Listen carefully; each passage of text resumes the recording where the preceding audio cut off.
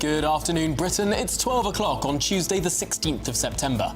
I'm Tom Harwood. And I'm Nana Acquia. I knew of his association with Epstein, but had I known then what I know now, I'd have never appointed him.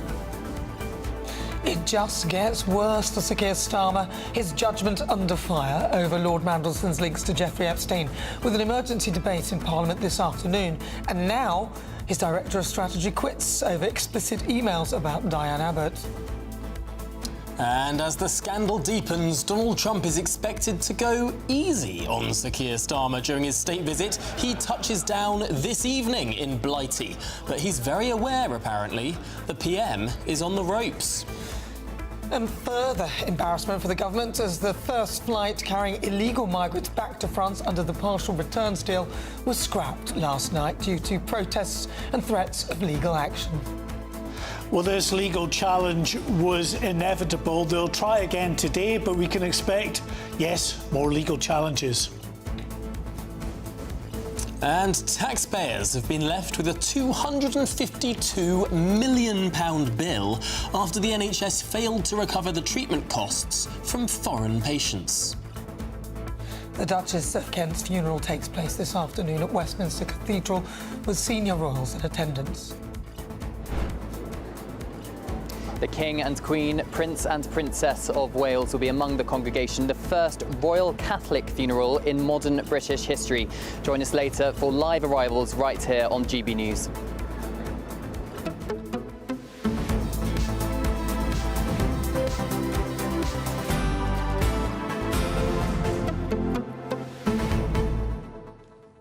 Well, the Prime Minister is not having a good week. There is an emergency debate coming forward in Parliament in the next half hour. And just to stress, this isn't sort of a run-of-the-mill debate that's granted every Tuesday. I mean, this is something that happens... I think the last one was 2 years ago, that there was a Standing Order 24 debate. I mean, when the Speaker says that there is sufficient seriousness, sufficient grounds that this emergency debate is granted. Well, I mean, look, Keir Starmer, it was phase 2, wasn't it? Or is it phase 3 now? It's been 10 days. Over 10 days, he's lost 3 of his most closest aides, of course, Angela Rayner, Peter Mandelson, and then Paul Ovenden. So this is a series, it's just a disaster. And and the irony that he talked about sleaze and how he's going to change and everything. They've been in for just over 14 months, and they've done in 14 months what the Tories managed in 14 years. I mean, it is extraordinary. I mean, it would be bad enough had this just been a sort of normal government, elected, normal election, all the rest of it. But this government was elected off the back of saying they would clean up politics. They're the messiest ever. Freebiegate, I mean, that was the start.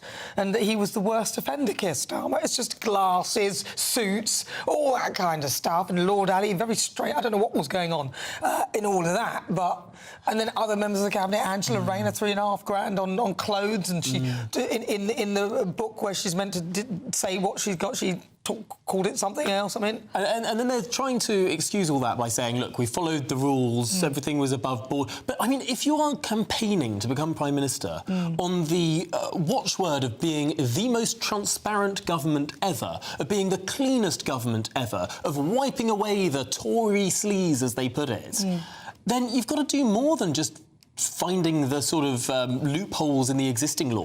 You've got to go further. I don't think he's going to... How long do you think he's got as Prime Minister? I mean, some people are saying that they're going to wait till in the May... I don't think no one's going to wait till May. Oh, I don't know. I think the thing is, with the Labour Party, it's a very different structure than the Conservative Party internally. The Tory Party, they can get rid of a leader like that if they want to. We've seen that. How many did they have in the last year? God, I mean, are we still counting? I mean, the Labour Party has a much more stringent system for getting rid of the party leader. It involves the trade unions, more than 80 MPs, the National Conference. I think they could probably speed it up on this instance, don't you? Especially when they're looking at their jobs. I don't know. I mean, they tried to get... There was a plot to remove Gordon Brown at one stage and replace him with David Miliband, but it never got going. Oh, David Miliband, he was the really nice one out of the two, wasn't he? He was the really good-looking one. Right, anyway, send us your thoughts. I'm sorry, apologies if that was offensive, but I thought it was a compliment. Send us your thoughts, post your comments at gbnews.com/your say. But first, let's get your latest news headlines with Tatiana.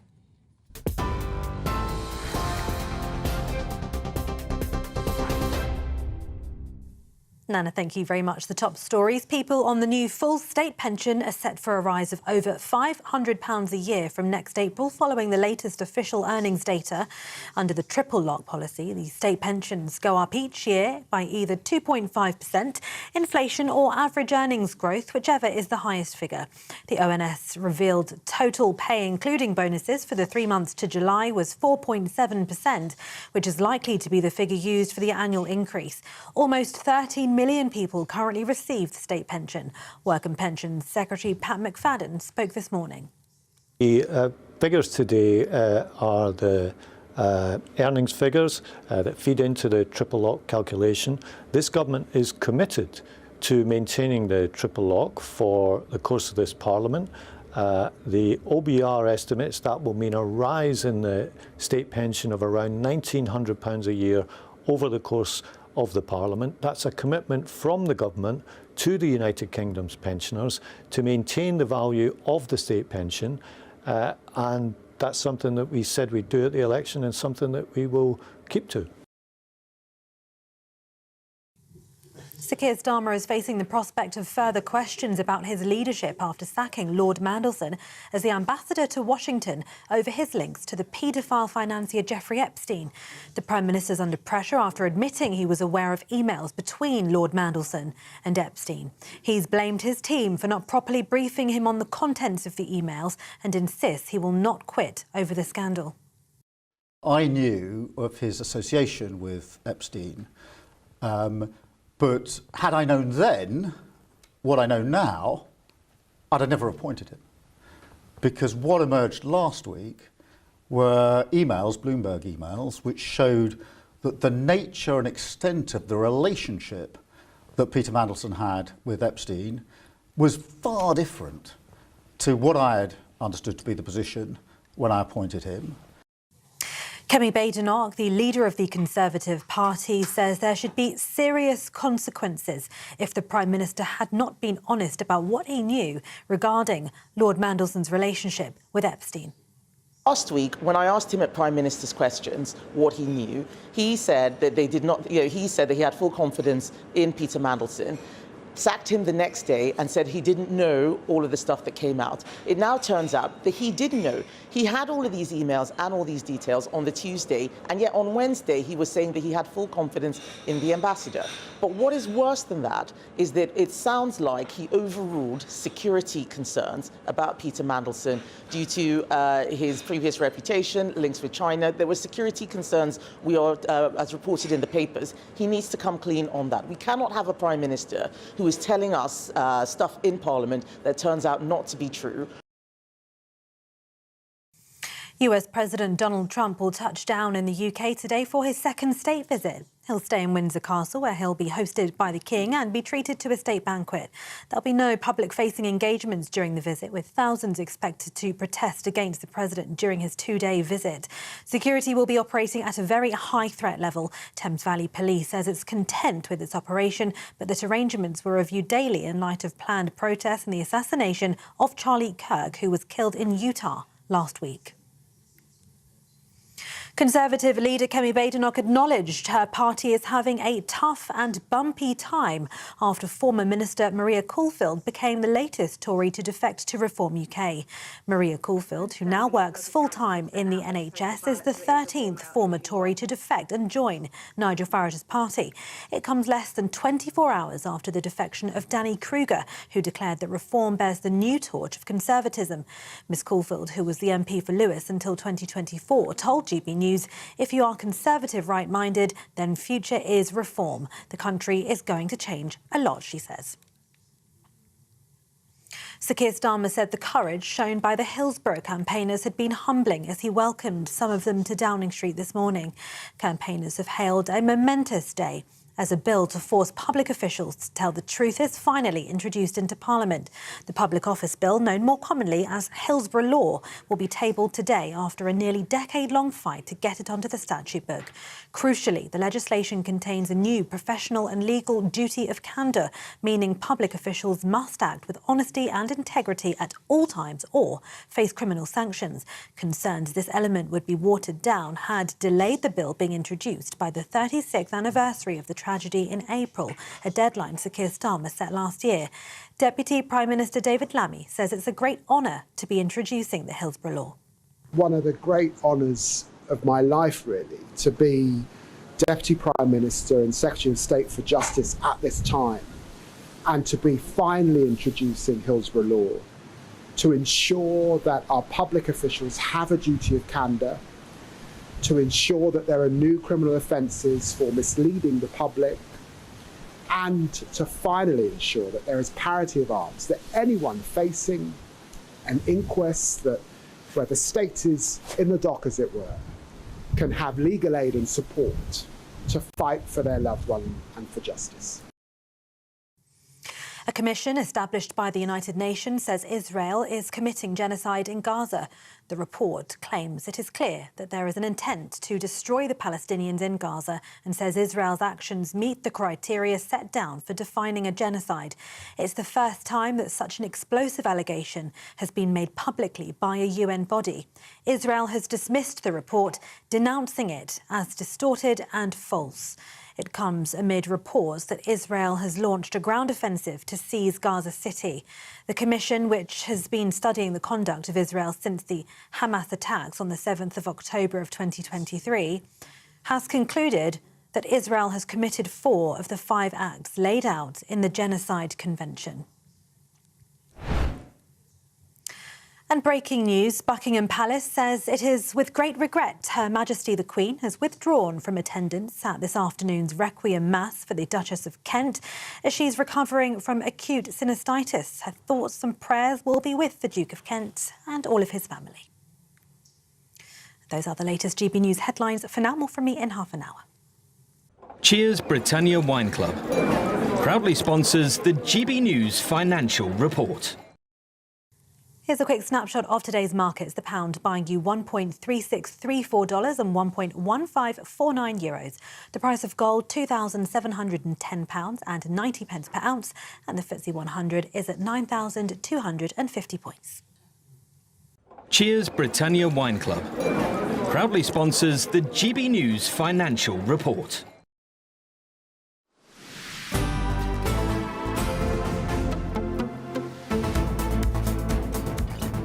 Good afternoon, Britain. It's 12 minutes past midday, and the question at the tip of everyone's tongue today is number 10 falling apart? Well, the Prime Minister is under pressure after admitting he was aware of emails between Lord Mandelson and his friend, the convicted paedophile Jeffrey Epstein. Sir Keir Starmer has blamed his team for not properly briefing him on the contents of the emails and insists that he will not quit over the scandal. I knew of his association with Epstein, but had I known then what I know now, I'd have never appointed him. Because what emerged last week were emails, Bloomberg emails, which showed that the nature and extent of the relationship that Peter Mandelson had with Epstein was far different to what I had understood to be the position when I appointed him. Well, that's what the Prime Minister had to say, but the scandal has thrown his authority and political judgment into question.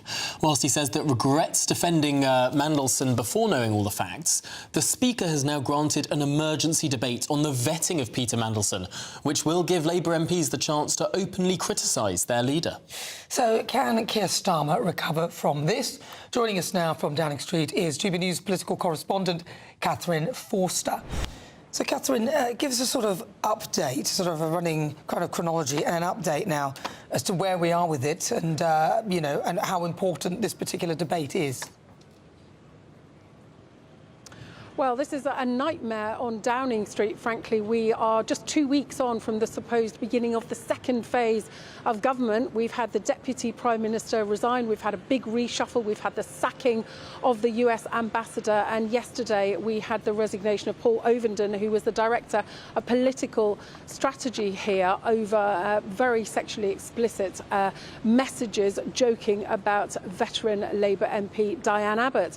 So this debate in Parliament this afternoon, it's been forced by David Davis. It's the last day that Parliament's sitting before recess, and what it does is it gives MPs a chance to discuss, debate, question and criticise the Prime Minister over his handling of appointing Peter Mandelson as US ambassador in the first place, when it was known that he was friends with convicted paedophile Jeffrey Epstein, and the sequence of events last week, what he knew when, because of course he came out at PMQs last week and vehemently defended Peter Mandelson before sacking him the next morning, and it has emerged that Number 10 had really incriminating emails relating to what Lord Mandelson had said to Epstein before that. So Kemi Badenoch, the leader of the opposition, is saying he needs to come clean about what he knew and when.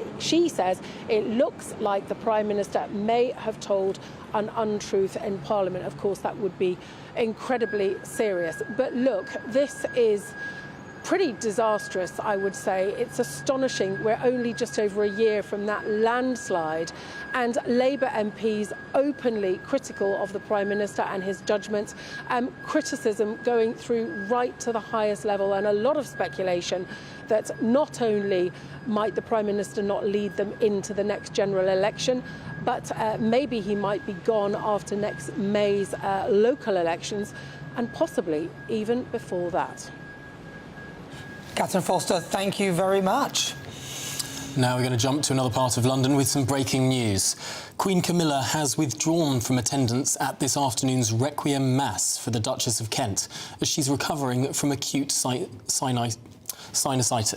Right, let's cross live to Westminster now and speak to GB News' royal correspondent, Cameron Walker. Cameron, what more can you tell us? Yes, Nana. Well, a statement from Buckingham Palace in the last few minutes says, with great regret, Her Majesty the Queen has withdrawn from attendance at this afternoon's Requiem Mass for the Duchess of Kent as she recovers from acute sinusitis. Her thoughts and prayers will be with the Duke of Kent and all the family. Now, I'm told Prince Edward, Duke of Kent, who is the husband of the late Duchess of Kent, he has been informed and fully understands the decision because, of course, Her Majesty has an incredibly busy week ahead of her with a state visit of President Donald Trump starting tomorrow and a few other engagements as well. Her Majesty travelled back down from Scotland to England earlier on this morning, and she's currently en route to Windsor Castle ahead of the state banquet. I think what we can take from this is she is prioritising and trying to get fully fit ahead of the very long couple of days of engagements when it comes to entertaining President Trump and First Lady Melania Trump at Windsor Castle, supporting her husband, the King, who of course still is attending the Requiem Mass here at Westminster Cathedral, supported by the Prince and Princess of Wales and other members of the royal family. Of course, it is the first royal Catholic funeral in modern British history, so it is quite a big deal, as you can probably imagine. But as for the Queen, of course, suffering from sinusitis is quite unpleasant. I don't think it's serious, but it is clearly quite unpleasant. And in order to be on the best form, clearly she has taken the decision in consultation with her doctors, but it's best to rest at Windsor ahead of tomorrow's engagements for this state banquet, which is clearly of national significance, and just sit this one out of the Duchess of Kent's funeral. Well, Cameron Walker, thanks very much for that breaking news there just outside Westminster Cathedral. Right, now, the second deportation flight under Sir Keir Starmer's partial returns deal, so the one-in, one-out thing, with France has taken off with no migrants on board after the first one was cancelled due to threats of legal action. Whilst further deportation flights are planned, this could be a huge blow for the government as it looks to deter further small boat crossings. Well, now to tell us more is GB News Home and Security Editor Mark White. So, Mark, what has happened there? Well, it just goes from bad to worse. We could have written this script months ago. There was obviously going to be challenges, and that's exactly what's happened. These lawyers who are expert at trying to use whatever angle they can to ensure that the best outcome possible is delivered for their clients have been active and putting in these last-minute challenges. So yesterday there was a flight due to carry one migrant back to Charles de Gaulle Airport in Paris, but that last-minute legal challenge scuppered that. The migrant was taken off. And again today, another migrant was told that they would be on the 9 a.m. flight leaving from Heathrow Airport to Charles de Gaulle. The enterprising Sun put Thomas Godfrey, one of the reporters, on board that aircraft, and there was no sign of any migrant on board. And indeed, staff on board the aircraft had confirmed to the Sun reporter that the aircraft was fully booked. But there were a couple of sets of double seats that lay empty, an indication perhaps of a migrant place with a private security guard twice over. So once again, another flight leaving for Charles de Gaulle with its scheduled passengers, but none of the migrants that the government has been telling us would be included as part of this returns deal. It's getting farcical now. This is the same government that lampooned the Conservative government when they tried to get Rwanda off the runway, when there were last-minute pyjama injunctions and those flights never went. Not a single migrant was flown to Rwanda under the Rwanda scheme. There were some voluntary returns, but not under the Rwanda scheme. It looks like this government is just as incompetent, if not more so, than the last one. They certainly don't seem to be all that prepared for the legal challenges that were inevitable in terms of being mounted here. We should say the images you're looking at the moment are images that the government photographers put out a few months back to show the deportation flights for foreign national offenders and other visa overstayers. So not small boat migrants, but they were very keen to show us these images. No such images, obviously, of Air France flights with scheduled customers and no migrant on board. So let's see what happens. I mean, the fact is there are multiple grounds when lawyers can potentially appeal. One of them is what France intends to do with these migrants. If France, as has been reported, is planning to send these migrants back to their own countries, then that is potentially quite a significant, arguable case to put before an appeal court judge, because it's then not providing the migrant with the proper opportunity to go through an asylum system. Makes you wonder, why can't we send them back to their initial country in the first blooming place? Oh, goodness me. Mark, thanks indeed for that. So not at all frustrating report. We'll be back with you later in the programme. Right, it's time now for our Great British Giveaway. Your chance to be our biggest winner to date. A package worth over £104,000. Here are the details. It's our biggest, greatest Great British giveaway to date. Your chance to win a prize package worth over £104,000. You could be driving away with this brand new Benamar Primero motorhome.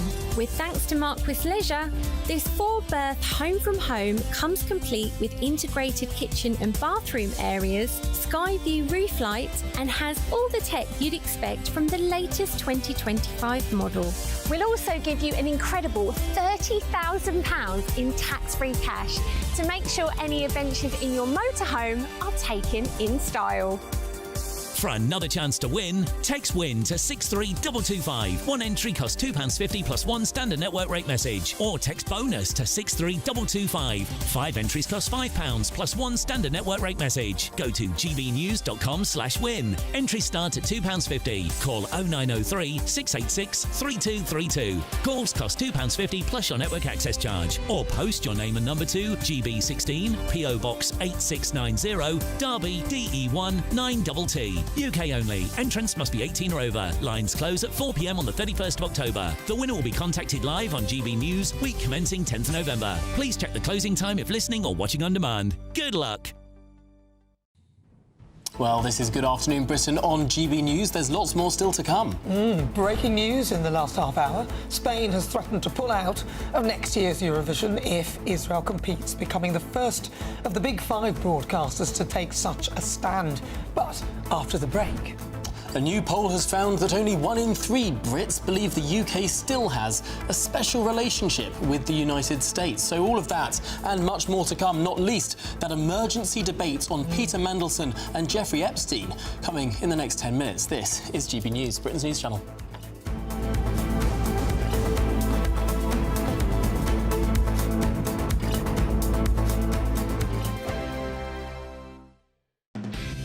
Decisions made in Washington aren't just shaping America, they're shaping Britain too.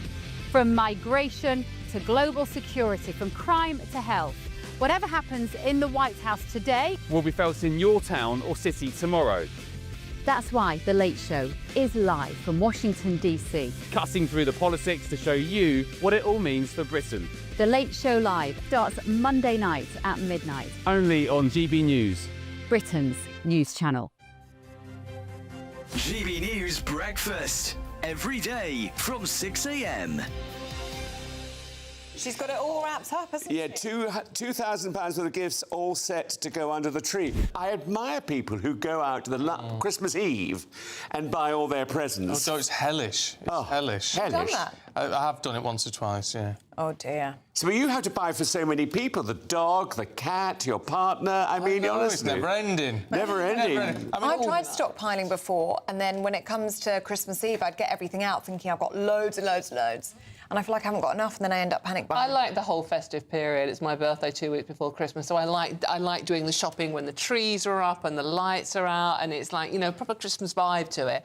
It just feels wrong doing it so far in advance. So you're Sagittarius?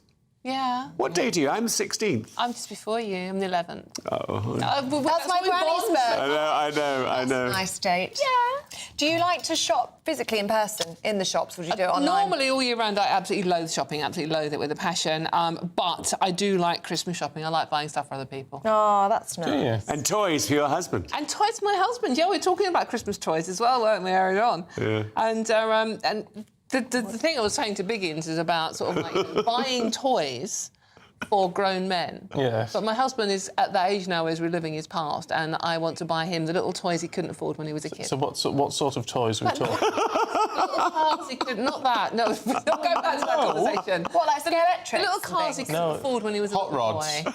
There were little Tonka toys, and he couldn't afford them when he was a kid. He had second. Is it Hot Wheels? Yeah. Hot Wheels? Hot Wheels. Hot rods. Hot rods. Hot Wheels. Carry on up GB News Breakfast this morning. Yeah. Hot rods are the big racing cars, aren't they? Yeah. Very big. Hot Wheels. GB News, the People's Channel. In the GB Newsroom, we bring you the news as it happens. With our team of dedicated journalists across the UK. We're ready to keep you up to date with what's happening every half an hour, every single day. Bulletins here on GB News. The People's Channel. Britain's news channel. I'm Ellie Costello, and thank you so much for joining us here on GB News, the People's Channel, Britain's news channel. Decisions made in Washington aren't just shaping America, they're shaping Britain too. From migration to global security, from crime to health. Whatever happens in the White House today will be felt in your town or city tomorrow. That's why The Late Show is live from Washington, D.C. Cutting through the politics to show you what it all means for Britain. The Late Show Live starts Monday night at midnight. Only on GB News, Britain's news channel.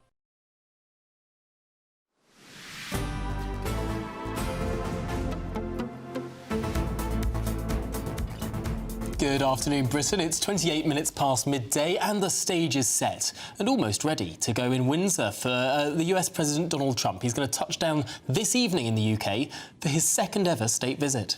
The American leader will stay in Windsor Castle, where he'll be hosted by the King and be treated to a lavish state banquet. With his relationship and love for the royal family is believed to be a key to a successful state visit. But is that enough? Well, a new poll has found that 1 in 3 Brits believe the UK still has the special relationship with the US. Just 1 in 3, adding more pressure onto Keir Starmer. Well, we're joined now by Executive Director, Unleash Prosperity, Tim Doschke. Is that right? Hope I've said it right, Tim. Sorry about that. We say Dasher, but that's good. Yeah, Dasher. So talk to us then. This special relationship, when did it sort of start, and how do you think it is now?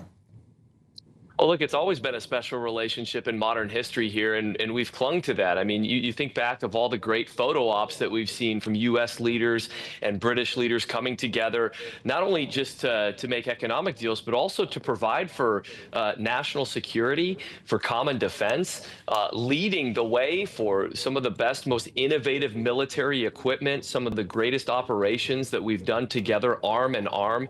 This is a special relationship. There's no question about it, but I just want to pivot.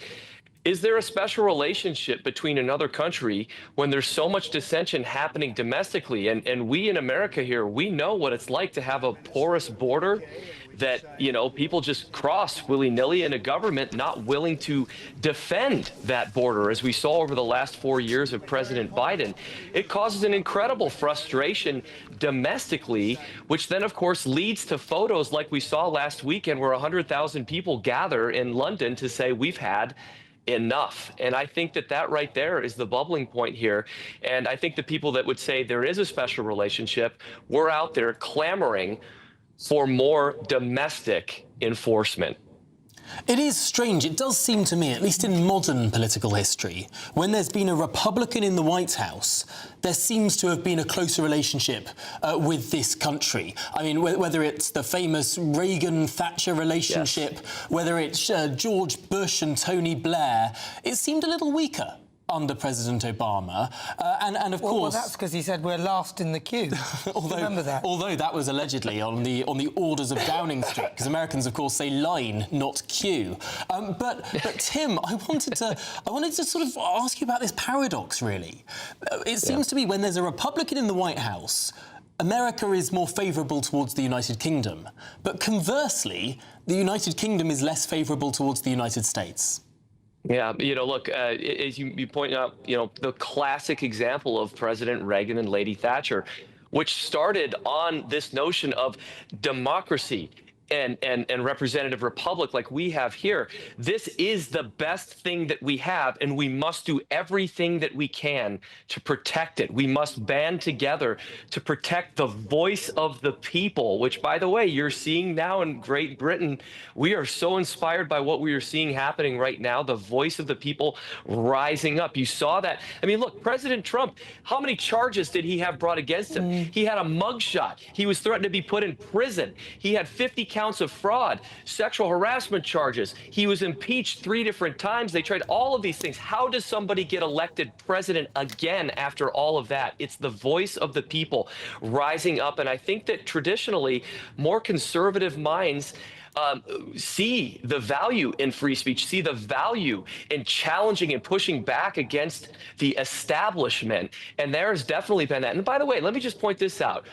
It was a big sign when President Obama removed Winston Churchill's bust from the Oval Office, and then President Trump putting that back in. There is a meaningful correlation there between your respect for the past. No, Tim, I always do notice that when Donald Trump makes any statement or receives any foreign leader from the Oval Office, always over his shoulder, you can see that bust of Winston Churchill. Well, he's half Scottish, isn't he? He is indeed. His mother grew up there, had a Scottish accent, but also Trump will be visiting Churchill's archives. Yeah. Study Churchill just for 5 minutes. Read his Wikipedia. How could you not be inspired, no matter where you are in the world, be inspired by his leadership during that pivotal time in World War II? It's incredible. Yeah. Well, listen, Tim, thank you very much. Really good to talk to you. He's the Executive Director for Unleash Prosperity. Thank you so much. Yeah, well, of course, we are looking forward to an emergency debate in the House of Commons that is due to start any minute now. When it does start, we will take it to you. But just to emphasise the importance of this emergency debate, this is over what the Conservatives call the Mandelson Epstein files. Who knew what and when? And frankly, the Prime Minister looks backed against a wall here, because it is clear that Downing Street was told about the emails as early as Monday. They backed Mandelson on Tuesday. The Prime Minister himself publicly backed Mandelson at Prime Minister's Questions on Wednesday. Then on Thursday morning, they sent out poor old Mike Tapp to do the rounds in the media in the morning defending Mandelson. And then by the afternoon, he was gone. I mean, it was the most extraordinary display of incompetence. Well, it's what you'll see now, of course, are live pictures from the House of Commons. But look, it was ridiculous, I've got to be honest. I have no idea why Keir Starmer gave him the job in the first place. That's Peter Mandelson. It made no sense to me, especially given the fact that Mandelson's pretty much been fired from all the jobs in government, pretty much. And the fact that Keir Starmer knew about his relationship with Jeffrey Epstein, and this is before he gave him the job. And he also knew that he had visited Epstein, that Mandelson had visited Epstein, stayed at Epstein's house, whilst Epstein was in prison. Yeah, so he knew that, and also that the Foreign Office were investigating. So to me, I find it very odd that he would give somebody such a position. I think Peter Kyle, the new business secretary, used to be the technology secretary, said something really revealing over the weekend. He was doing the rounds on the Sunday shows, and he said, and he tried to justify the context of the appointment by saying, look at the challenges the country faced at the time. Frankly, the state of the economy.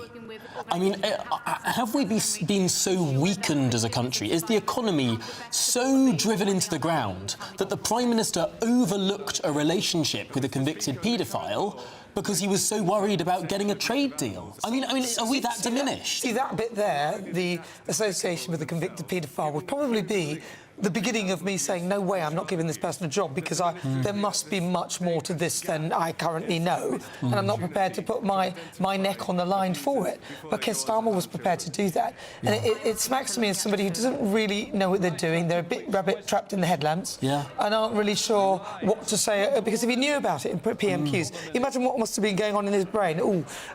Should I? I'll just... But here's the thing. If the economy was going gangbusters, if we had strong wage growth, if we had jobs going up, not jobs going down, if growth was going gangbusters rather than 0% growth in July, if we really had a strong economic foundation in this country, I do not believe that the Prime Minister would have taken the risk of appointing Peter Mandelson. Yeah. He decided he had to appoint him because we were in such a perilous economic position, and we were so desperate to have a strong political figure in Westminster who could talk to Donald Trump, who could get a trade deal over the line. I think you're being way too generous. I don't think Keir Starmer thought things through at all. I just think he thought he could fudge it and get around it somehow. He sat on the fence on most things, and he thought he could probably do that. This time it didn't work. I think there's a touch of the Angela Rayner here as well, and by that I mean somebody who's been so pious and telling you how they're going to change things and bringing integrity back into politics, and then it turns out that actually no, that's not really the case. And why people are so disgusted by it, not only because Mandelson, what he's obviously his association is a bit unsavoury, but because the Labour Party have been so pious, telling us how they're going to be better than the last ones. And they've managed to deteriorate into chaos within just 14 months. And you can watch what happened last week by the public statements that were put out by ministers over the course of the week. You can clearly see that this wasn't a moral decision at the end of the day. It was an expedient political decision. They would have clung on to Mandelson had the papers gone the other way. Had some big news event happened somewhere else in the world and the conversation moved on, Mandelson would still be our ambassador today. It's clear that they were sort of waiting to see which way the wind was blowing before they acted. That's not a moral position to take. That's not a clean way to run a government. I mean, it's a dirty way to run a government. Well, it is a bit, and the Charlie Kirk story, which was a huge story, possibly something they thought perhaps that might be enough distraction to sort of, for this to go under the radar. But, of course, that was a big story and a tragic story. But the British public are focused on things going on in this country as well.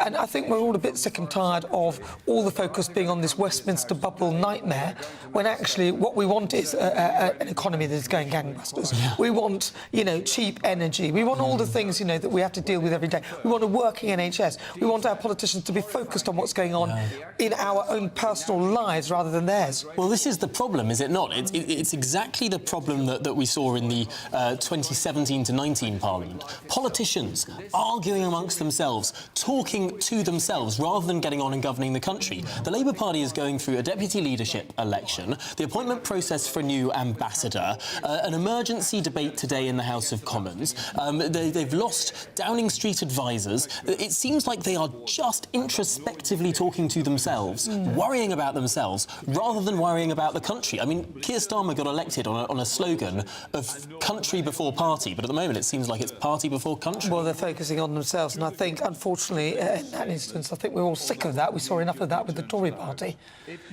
Right, well, we will return to the Commons as soon as that emergency debate gets going, but we're going to turn to Spain now, because in the last hour, the state broadcast of that country has announced it will not be taking part in the Eurovision Song Contest if Israel is allowed to compete. It's supposed to be a singing competition, for goodness sake. It's always maintained a position of political neutrality. That's the idea of it. But Spain has become the fifth country to threaten to withdraw over Israel's continued participation after Ireland, Iceland, Slovenia and the Netherlands. Well, joining us now is our entertainment editor, Alex Davies. Alex, this is becoming quite a list. Quite a list. This is the most significant name on that list, though. Spain is part of Eurovision's Big Five. That's us, France, Italy, Germany and Spain. These are the five nations who compete every year because their broadcasters bring in the most money to Eurovision. And they pay the most for it. Absolutely. So all of the money that's funneled into the competition, and now you've got one of them saying, listen, if you don't ban Israel or make them perform under a neutral banner, we will not be participating. But this is a bit silly, really, because the idea of the Eurovision was meant to be an apolitical event where the nations could come together, put aside their differences and fight it out through song. But this has become... Remember the time when we kept getting nil point because we were trying to leave the Brexit thing? But that's... I mean, that's... songs were terrible as well, I have to admit. That still happens, but I mean, it's no... I think that's probably the worst sort of kept secret in entertainment. Eurovision has been political for decades. Always has been, always will be. Whatever angle you come from, Eurovision isn't apolitical, let's face it. Even last year, for example, with Israel, Yuval Raphael, who was a victim of the Nova massacre, only took up singing afterwards to sort of vent what had happened to her. And she was about mid-table after the jury vote. She skyrocketed to the top through the public vote. Well, it's like Ukraine, isn't it? Well, this is the other part of it. As much as we can say it's apolitical, whatever stance you have on the matter, Eurovision does have a record in this. They banned Russia in 2022. Ukraine went on to win it when Sam Ryder should have won it for us. Although, of course, Russia is the country that invaded another country, whereas Israel was the country that was invaded by Hamas. So I suppose it's the instigator there is a difficulty and a difference. But I wonder, I mean, I remember watching Eurovision back when Terry Wogan did the announcement. Do you remember when all the old Soviet bloc countries voted for Mother Russia, he'd go, you know, that's for the oil. And I suppose it is known as old as time that this sort of stuff happens, but this seems different. This seems like, I mean, has there been a boycott movement in Eurovision before? Not that I can really... I mean, if Russia had been allowed to compete, don't get it twisted, I think you would see a lot of response, but Eurovision were very quick to say, your invasion of Ukraine, we're taking you out of it. And there are different ways in all sorts of conflicts. No conflict is equal. You know, there's no equivalencies to be pulled between Israel and Gaza and the Ukraine-Russia war. But at the end of the day, outside noise and outside pressures can be had. And what happens is, without getting too political on this... No, go on. You want to get myself in trouble. I wish you would. The extremities between the two political discourse has been void of any nuance of debate for a long time now, and Israel-Gaza has been a perfect exemplification of that. The only people who sort of... I will stop myself there. I'm so sorry, we're going to have to dive straight to the Commons. This emergency debate is now underway. The former ambassador of the United Kingdom to the United States, Lord Mandelson. If I may say so, Mr. Speaker, sometimes there are exquisite coincidences that happen in this place. We have just heard the presentation of Bill on public office accountability by the immediate past Foreign Secretary, and I'll just read the House the first line of the presentation. It says, a bill to impose a duty on public authorities and public officials to act with candour, transparency and frankness. Well, I think I might return to those issues in the course of what I have to say. Now, as I said, this is a matter of utmost concern across the House. I think this is an issue which doesn't just concern the Conservative Party or the Scottish National Party or the DUP. Members on all sides are worried about this, as we've seen in the newspapers. Now, the government has key questions to answer, and as I said yesterday, the central question is who knew what and when. But let's be clear, there are many questions on many levels in this matter, and the government must answer them all, and it has so far singularly failed to do so. And the questions fall naturally into four categories.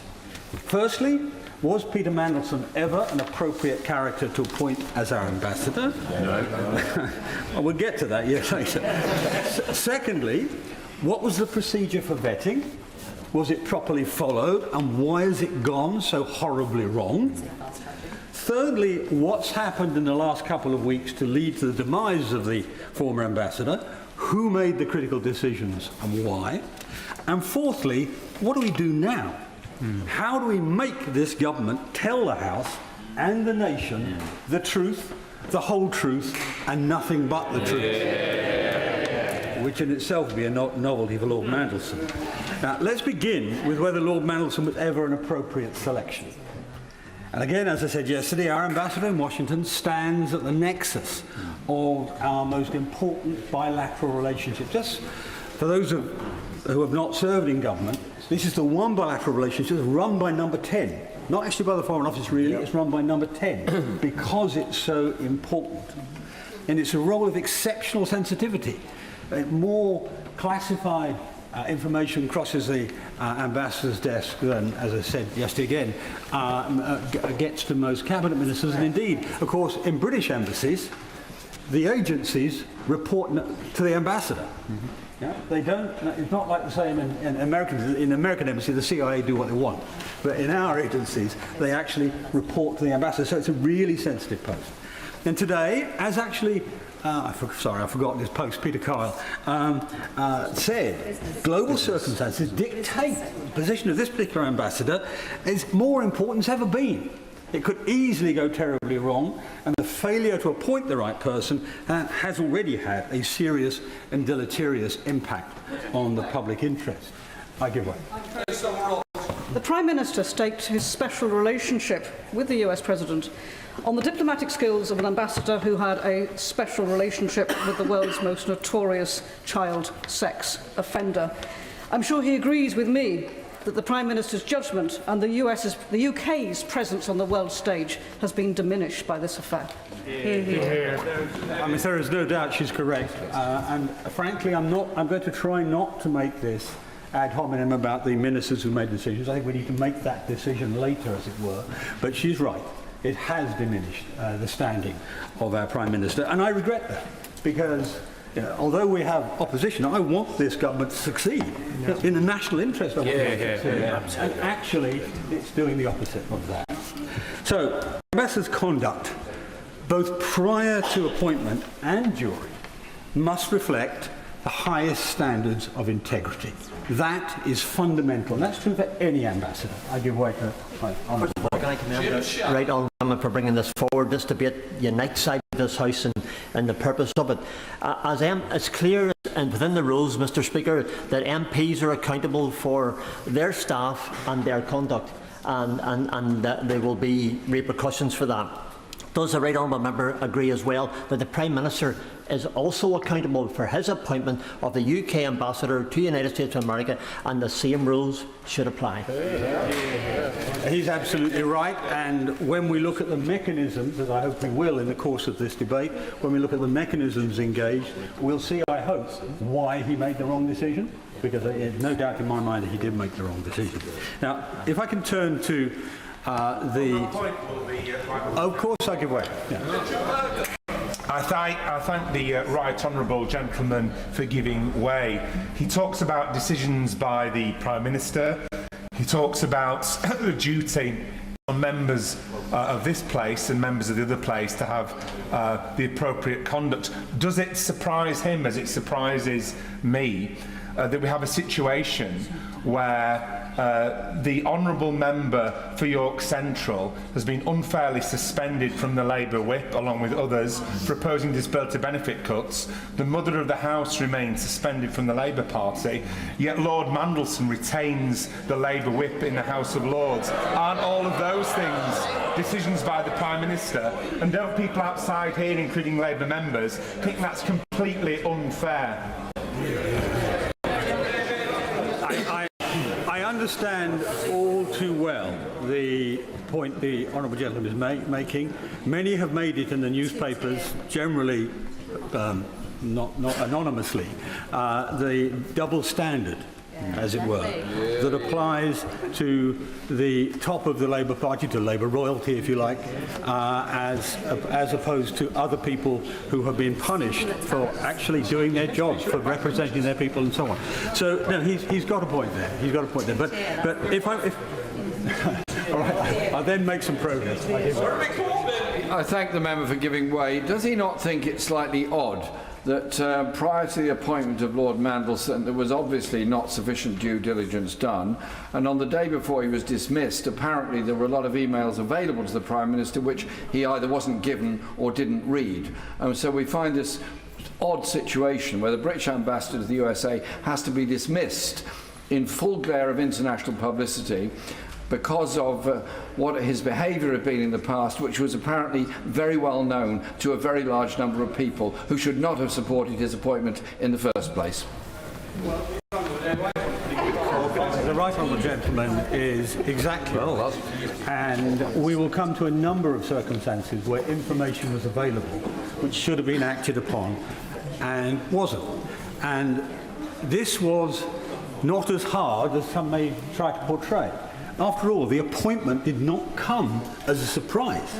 I mean, Lord Mandelson himself was clearly campaigning to become the ambassador after he failed to win the chancellorship of Oxford University. I suspect, I think somebody told me that he was actually campaigning whilst he was trying to campaign. So he was after two jobs, not one. So it was clear early that he was going to attempt to do this, and there was widespread discussion at the time about his suitability for the role, and therefore there was plenty of time for a preliminary investigative or vetting process. There was and is vast amounts of data in the public domain. Most of what I'm going to speak of today is public domain material. I'll explain when it's not, but most of it is. And what would that vetting process be looking for? Traditionally, and I speak, and a number of us on these benches, and most benches I imagine, have been through these vetting processes ourselves. What would they look for? Traditionally, they'd review the history and personality of the candidate, assessing risks. The risk of the candidate being susceptible to undue influence. Or in the extreme example, that's blackmail. I mean, the Russians and the Chinese collect compromise all the time. Risks of the candidate abusing or misusing the role. Risks of the candidate doing something that would cause reputational damage. Or, and some on the Labour front bench may find this difficult, rather old-fashioned perhaps, risks the candidate is too morally flawed to be given a major role in any place, which is where we may arrive in a moment. That they fail a simple ethical test. An ethical test, and I'm afraid I am old-fashioned. I view ethical tests as absolute. They're not ones you can trade off against some benefit or other. Well, in the history I'm about to detail, we see a Peter Mandelson who is easily dazzled by wealth and glamour, and who is willing to use his public position to pursue those things for himself. This was visible very early in his career, even to his friends. So when in 1998 he was sacked as a Trade and Industry Secretary for failing to declare an interest-free loan, a pretty enormous interest-free loan he had received from Geoffrey Robinson. At that time, Mr. Robinson's businesses were being investigated by Mandelson's department. So there's a clear clash of interest, and he didn't even declare the loan. That was the first time we saw so publicly the abiding flaws in Lord Mandelson's character, which frankly would normally disqualify any normal person from a job this important. But even his friends saw this. This flaw was described plainly by one of his friends back then as, and I quote, "Peter was living beyond his means, pretending to be something he's not, and therefore he was beholden to people." And the important bit of that is that last phrase. He was beholden to people. And this is a characteristic that was displayed time and again as he sought to use his position to curry favour with very wealthy and very powerful people who were either current or future benefactors. Now, this was repeated in 2001 when Lord Mandelson again was sacked after attempting to broker a British passport for Mr Hinduja, a wealthy donor to the Millennium Dome project of which he was involved. And Mandelson attempted to influence the Home Office to give Mr Hinduja a passport when Mr Hinduja and his brother were under investigation. Well, this has been an extraordinary beginning to this emergency debate on Peter Mandelson, Jeffrey Epstein, and, of course, what the government knew and when. Already we've had David Davis, Liz Saville-Roberts for Plaid Cymru, Richard Bergen for Labour, Jeremy Corbyn for your party. They've all contributed, and they've had nothing good to say about the Prime Minister. Well, this is Good Afternoon Britain on GB News. There's lots more coming up on today's show, so don't go anywhere. But first, let's take a look at your weather.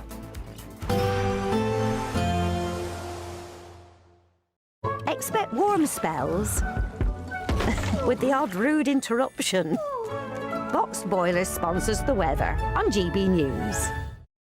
Yes, it's time for your latest weather update from the Met Office here on GB News. A fine day for most today, lighter the winds compared to yesterday. It's not completely dry. There are a few showers, especially over northern England and northern Scotland. We're between two weather systems. This one is moving in. That's going to bring some more wet and windy weather tonight and for many of us tomorrow as well. So make the most of today if you can.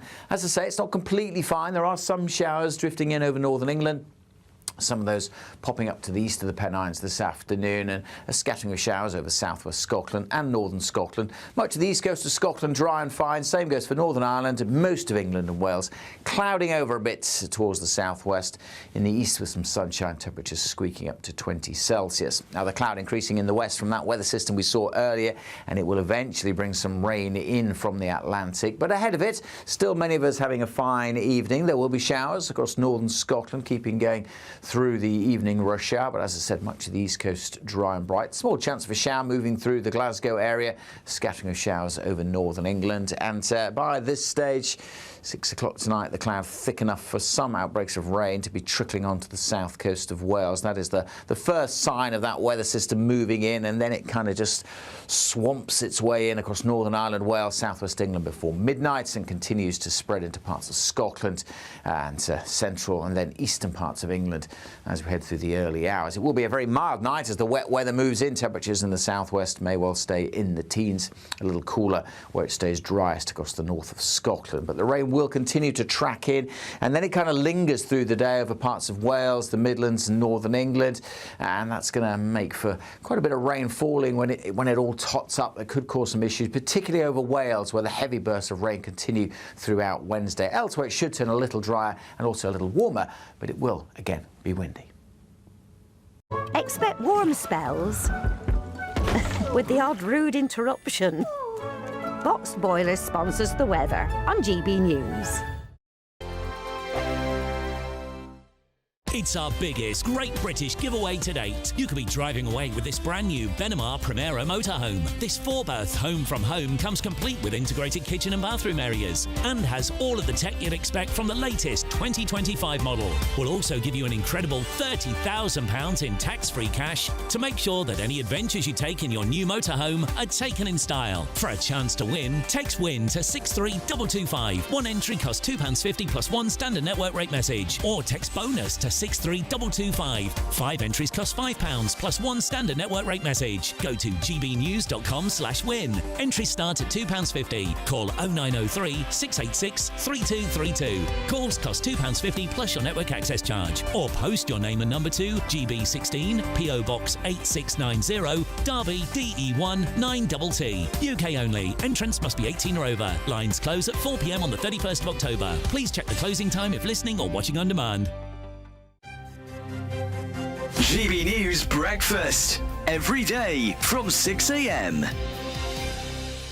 Today's some joyous news. We're all very happy around the GB News studios, and that is because Emily Carver and Patrick Christie's have announced the birth of their baby son. Yes, and what a name it is. George Alexander Peter Christie's was born at 5:26 a.m. on Friday morning. Both mother and baby are doing well, and I think he's a baby Patrick. He's a mini Patrick. Look at his little face. Yeah. So cute. It's lovely news, isn't it? Oh, and a lovely name. Well, he's got a lot of names. It's a long name. 4 names, but a solid, strong name. George Alexander Peter Christies. How many middle names have you got? Huh? How many middle names have you got? None. Have you not got any middle names? I'm playing Eamon Holmes. Is that it? Yeah, that's it. Ellie, have you got Do you not middle have a names? confirmation name? One you threw in yourself? Well, I do. You did have. I've got one. May. Oh, have you? What? M-A-E. May. Oh, right. That's different. I had an Aunt May. Yeah, it's an Irish name, isn't it? Yeah. What about you? What have you got? Michael. Very nice. Paul very Michael, strong. which I was very excited about because it's like Paul Michael Glaser and Starsky and Hutch. So I used to run around thinking, yeah, it's not bad, is it? It's not bad. Yeah. Matter of fact, my youngest son, Patrick and Emily's child is Alexander is his second name, and my son has this name Alexander. Well, it was supposed to be his main name, but then my wife on her birthbed realised, she said, "You wouldn't be calling this child after some football manager, would you?" She clocked on. So she wouldn't allow Alexander to be his main name. Was it named after a certain football manager? It was indeed. Okay, right. Yeah. Amazing. That's funny. Didn't get anywhere with that, but there we go. Nice try, though. Maybe you could get a boy dog. GB News, the People's Channel.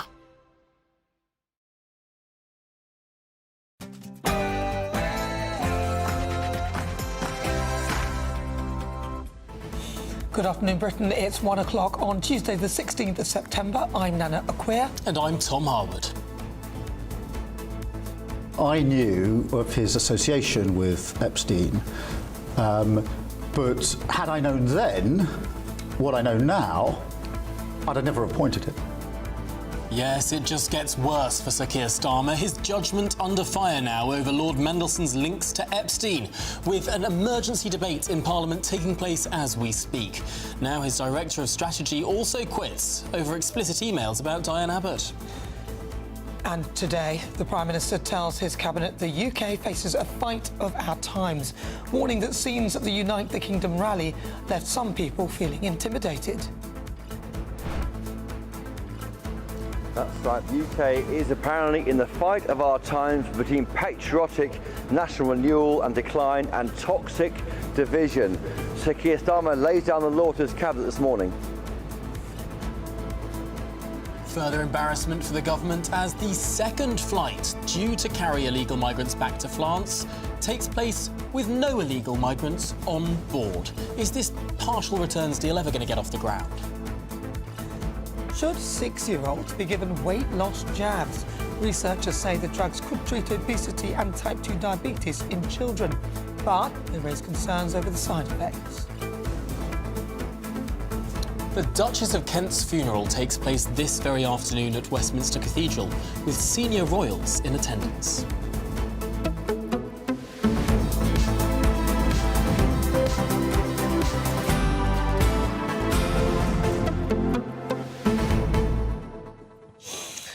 Right, so that emergency debate, quite serious. Everybody is literally against Keir Starmer. It feels as though, it does feel as though people are now looking for historic things that could potentially bring him down. Like, of course, what happened with Paul Ovenden. That happened in 2017. That was 8 years ago. Yeah. So it looks as though they're all clawing in to find stuff that they can then pull him away. All his aides has been pulled away from around him. It's the moment of maximum political danger for the Prime Minister. I mean, when people smell blood in politics, that's when they go for it. It's a bit like what happened in the markets in 2022. You know, if someone decides that the UK is sort of a bad bet, then suddenly it's not just them pulling out their investments, it's everyone else. It's a bit like the same thing. I mean, people who have invested political capital in this Prime Minister are now pulling it out rapidly. I think it's... well, I have to admit, he is the most unpopular leader that I have ever had the misfortune to witness, I have to be honest. And even those who voted Labour, who are on the left, are moving even further to the left, which allowed this new party, I don't know what it's called now, with Geoffrey Corbyn, who also put the boot in, and that bit there, which allowed the likes of Geoffrey Corbyn and Zara Sultana to sort of splinter away from the Labour Party and now create a faction between the left. Well, and that's bad. It's interesting, isn't it? I mean... Richard Bergen, who stood up and intervened in that debate just in the last few minutes, was saying, hang on, Keir Starmer, you kicked Diane Abbott out of the party, and around the same time you appointed Peter Mandelson. And now to him, he's on the left of the Labour Party, he sees that as just absolutely extraordinary, that Diane Abbott would be kicked out of the Labour Party. She's still suspended. She's not sitting as a Labour MP. And the Prime Minister saw fit to appoint Peter Mandelson too. What did Diane Abbott do that's so much worse than what Peter Mandelson? Yeah, I mean, they're both pretty bad. But, you know, Diane Abbott, though, she was, I think, a bit of a... she wasn't great. I mean, she wrote that piece in The Observer and she didn't realise that what she was saying was actually kind of seen as racist, really, and comparing what Jewish people see as racism and how they've been treated to maybe this kind of prejudice you get if you've got ginger hair. I think that's a bit much, really. Yes, she had to go.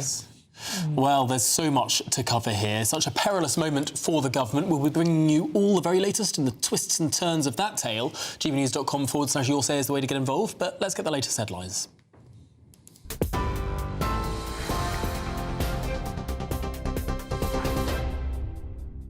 Good afternoon. The top stories. Conservative MP David Davis says the government has key questions to answer over the appointment of Lord Mandelson during an emergency debate taking place in the Commons. Sir Keir Starmer is facing the prospect of further questions about his leadership after sacking Lord Mandelson as ambassador to Washington over his links to the paedophile financier Jeffrey Epstein. The Prime Minister admitted he was aware of emails between Lord Mandelson and Epstein. He's blamed his team for not properly briefing him on the contents of the emails and insists he won't quit over the scandal. I knew of his association with Epstein, but had I known then what I know now, I'd have never appointed him. Because what emerged last week were emails, Bloomberg emails, which showed that the nature and extent of the relationship that Peter Mandelson had with Epstein was far different to what I had understood to be the position when I appointed him. Conservative leader Kemi Badenoch says there should be serious consequences if the Prime Minister had not been honest about what he knew regarding Lord Mandelson's relationship with Jeffrey Epstein. Last week, when I asked him at Prime Minister's questions what he knew, he said that they did not, he said that he had full confidence in Peter Mandelson, sacked him the next day and said he didn't know all of the stuff that came out. It now turns out that he did know. He had all of these emails and all these details on the Tuesday, and yet on Wednesday he was saying that he had full confidence in the ambassador. But what is worse than that is that it sounds like he overruled security concerns about Peter Mandelson due to his previous reputation, links with China. There were security concerns, as reported in the papers. He needs to come clean on that. We cannot have a Prime Minister who is telling us stuff in Parliament that turns out not to be true. Elsewhere, people on the new full state pension are set for a rise of over £500 a year from next April following the latest official earnings data. Under the triple lock policy, the state pension goes up each year by either 2.5%, inflation or average earnings growth, whichever is the highest figure. The ONS revealed total pay, including bonuses, for the 3 months to July was 4.7%, which is likely to be the figure used for the annual increase. Almost 13 million people currently receive the state pension. Work and Pensions Secretary Pat McFadden spoke this morning. The figures today are the earnings figures that feed into the triple lock calculation. This government is committed to maintaining the triple lock for the course of this Parliament.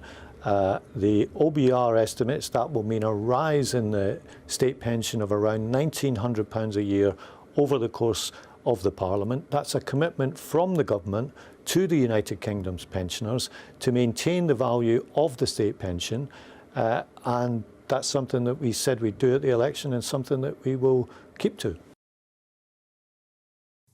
US President Donald Trump will touch down in the UK today for his second state visit. He'll stay in Windsor Castle, where he'll be hosted by the King and be treated to a state banquet. There will be no public-facing engagements during the visit, with thousands expected to protest against his two-day visit. Security will be operating at a very high threat level. Thames Valley Police says it's content with its operation, but that arrangements were reviewed daily in light of planned protests and the assassination of Charlie Kirk, who was killed in Utah last week. Conservative leader Kemi Badenoch acknowledged her party is having a tough and bumpy time after former Minister Maria Caulfield became the latest Tory to defect to Reform UK. Maria Caulfield, who now works full-time in the NHS, is the 13th former Tory to defect and join Nigel Farage's party. It comes less than 24 hours after the defection of Danny Kruger, who declared that Reform bears the new torch of conservatism. Ms Caulfield, who was the MP for Lewis until last year, told GBNews, if you are conservative right-minded, then the future is reform. The country is going to change a lot, she says. Campaigners have hailed a momentous day as a bill to force public officials to tell the truth about the Hillsborough disaster is finally introduced into Parliament. Sir Keir Starmer welcomed some of the campaigners to Downing Street this morning. The Public Office Bill, known more commonly as Hillsborough Law, will be tabled today after nearly a decade-long fight to get it onto the statute book. Crucially, the legislation contains a new professional and legal duty of candour, meaning public officials must act with honesty and integrity at all times or face criminal sanctions. And Queen Camilla has pulled out of attending the funeral of Catherine, the Duchess of Kent, with deep regret, with Buckingham Palace saying she's recovering from acute sinusitis. But the palace says the Queen, despite this painful inflammation of the sinuses, still plans to take part in the state visit of President Trump, who will be in Windsor tomorrow. King Charles and other senior royals will be arriving later at the funeral of Catherine, the Duchess of Kent, at Westminster Cathedral. Those are the latest headlines. For now, more in half an hour. Cheers Britannia Wine Club proudly sponsors the GBNews Financial Report. Here's a quick snapshot of the markets. The pound buying you $1.3634 and €1.1549. The price of gold's £2,710.90 per ounce. The FTSE 100's at 9,250 points. Cheers Britannia Wine Club proudly sponsors the GBNews Financial Report.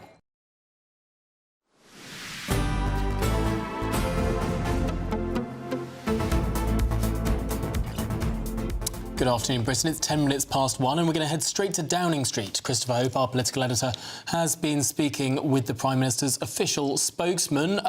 Chopper, firstly, I've got to ask you, on this Mandelson furore, what's the government saying? The government's trying to move on. Today in the cabinet meeting that's just finished behind me, Sir Keir Starmer referenced, we're told, by 10 Downing Street, his departure. Not much more than that. He's obviously expressed a feeling that he felt let down over the Peter Mandelson affair. He felt, as Prime Minister felt, he wasn't told the full story about his connections with Jeffrey Epstein. And of course, we're hearing a lot more, aren't we, in that debate just now, initiated by the veteran Tory MP David Davis. In a sense, we heard Sir Keir Starmer try to change the subject in this cabinet meeting, say they want to focus on the priorities of the British people. But the language is so fascinating, referring back to that United Kingdom march at the weekend. Number 10 say this, the PM said, the UK is in the fight of our times between patriotic national renewal and decline and toxic division. He told ministers there are people around the country, he says, who have seen scenes at the march led by a convicted criminal who feel intimidated but due to the colour of their skin. Asked directly whether that march was a far-right march, Number 10 refused to say, but clearly they see that march last weekend as a dividing line in UK politics. Right, Christopher, let's talk a little bit about Hillsborough Law, because it was Andy Burnham who was concerned about it being watered down, and amazingly, Keir Starmer suddenly got straight on it and started speaking to survivors and so on and so forth. So tell us about what's going on with that. Okay, so this is a new law to ensure in future that public officials, if they are found to have intentionally committed an offence to mislead or recklessly mislead the general public or media, they can be criminalised for that. Number 10 denied claims this could chill comments by authorities, saying it's about changing the balance of power so the state can't hide from the people. These offences now are aimed at stopping authorities, public bodies, covering up the truth. And again, again about the government working to serve elected people. We saw earlier the PM meeting with Margaret Aspinall, these amazing campaigners behind that Hillsborough tragedy with relatives who died there. He said, I want to meet the people of Liverpool at the door of number 10 like world leaders, an issue clearly that matters to Sir Keir Starmer and, of course, to the people of Liverpool affected by that dreadful disaster back in 1989. Well, Christopher Hope, thanks very much for that. Live from Downing Street. We're going to head straight back to the Commons now, where that emergency debate continues.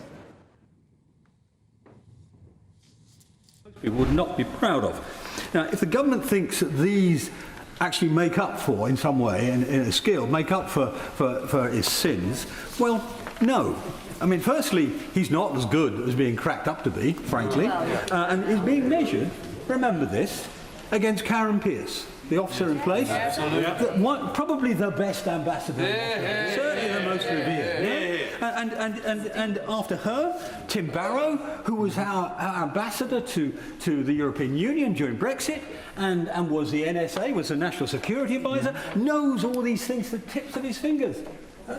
That better than them? Oh, pull the other one. Right. So, I'm coming to the end, Mr. Speaker, before you frown anymore. Number 10 claims Mandelson was economical with the truth.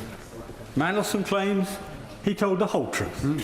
Both statements cannot be true. So the questions I pose to the Minister are, will the government rule out Mandelson being brought back into government?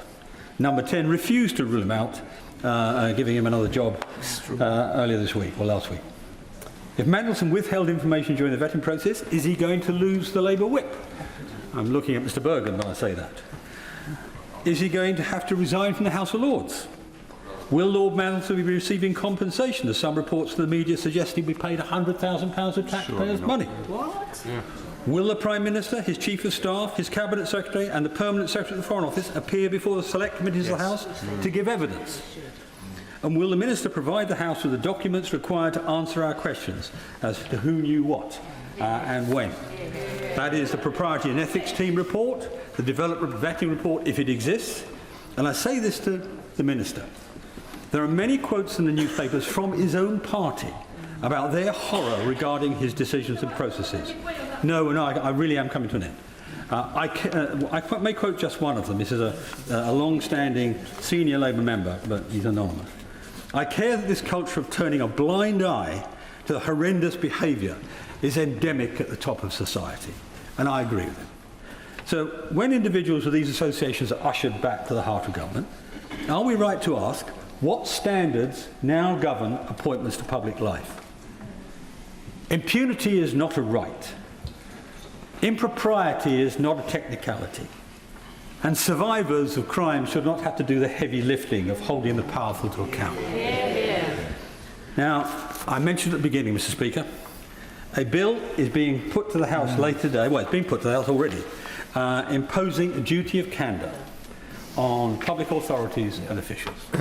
My last and single question to the Minister is, will his government now live up to the words in that bill? Just to say, can I just gently say, as a senior member, obviously he's taken the time he felt required, it's long farther than 15 minutes, just to say, when we are naming other members, it should be by constituency, not by name. Right. Now then, the question is, as on the order paper, I now call Dame Emily Thornberry, Chair of the committee. Thank you very much, Mr. Speaker. My committee first asked for the opportunity to question Lord Mandelson at the end of last year, when rumours first surfaced of his appointment as Ambassador to the United States. And we continued to ask after his appointment was confirmed. Indeed, the Minister may remember our exchange on the 14th of January in this chamber, when I asked him to allow Lord Mandelson the time to come before my committee before he leaves for the United States, to allow my colleagues to hear directly why the Prime Minister has appointed him. These requests were made more often and privately after that, and in the 8 months since, and they have been turned down. I understand that we've had a little bit of Chinese whispers going on because I understand that it's claimed that the Foreign Office has been telling journalists that we had the opportunity to meet and question Lord Mandelson when we were in Washington. Now, obviously, there's been a break in that chain because the reality is, of course, that we had a 15-minute interaction over breakfast while receiving a formal briefing from the diplomatic staff about other meetings that we were having that day. Obviously quite materially different to the type of formal evidence session required to conduct meaningful scrutiny. Mr. Speaker, but I do want to make it clear that we have not sought to question Lord Mandelson out of a desire to frustrate the government or its diplomatic agenda. In fact, quite the opposite. It's our responsibility to scrutinise the Foreign Office to prevent exactly the sort of mistake from damaging Britain's reputation on the international stage. We want to make the Foreign Office the best that it can be, and in so many ways it is doing an absolutely excellent job, and it is fantastic to see the way in which Britain's reputation has been so enhanced. However, mistakes can be made, and obviously have been made, because while the shocking revelations of the last week were not in the public domain in December, Lord Mandelson's relationship with Jeffrey Epstein was very widely known. And had my committee had the opportunity to question Lord Mandelson, I'm confident that our members would have raised a range of questions, but these questions as well, just as journalists, particularly those at the Financial Times, have tried to do. Now, it's quite possible that in answer to those questions, we may have provoked evasive answers or possibly not true answers, or maybe even the same sort of response that was met by the journalists, particularly those from the Financial Times. But it would have all been in the public sphere. It would have been on the record. Lord Mandelson would have had the opportunity to tell the truth before the House. Mr. Speaker, having failed to convince the government to permit us to question Lord Mandelson, I wrote to the Foreign Secretary on Friday, posing a number of questions about the apparent failures in due diligence and vetting processes conducted before and after the announcement of Lord Mandelson's appointment. And these questions included: what concerns were raised by any agencies undertaking security clearance ahead of Lord Mandelson's appointment? What was a decision taken to dismiss any such security concerns? If so, was such a decision taken by the FCDO or Number 10? Was any decision taken to suspend or alter the usual vetting requirements or the usual time frame for vetting procedures? And may I thank the Foreign Secretary for her prompt response to that letter, which I received this morning. And in her reply, she informs me that the initial due diligence process was carried out by the Cabinet Office Propriety and Ethics team before the announcement of Lord Mandelson's appointment, as has been widely reported. She assures me that the Foreign Office did not contribute to this process, nor were any issues raised by the FCDO as a result of the... I think this is quite important, and I'd like to have the opportunity to inform the House of this with clarity, so that we all know where we stand, because I do believe that this contribution to the debate is an important one. It's not a party political one. It is just trying to make sure that we learn from what we've heard.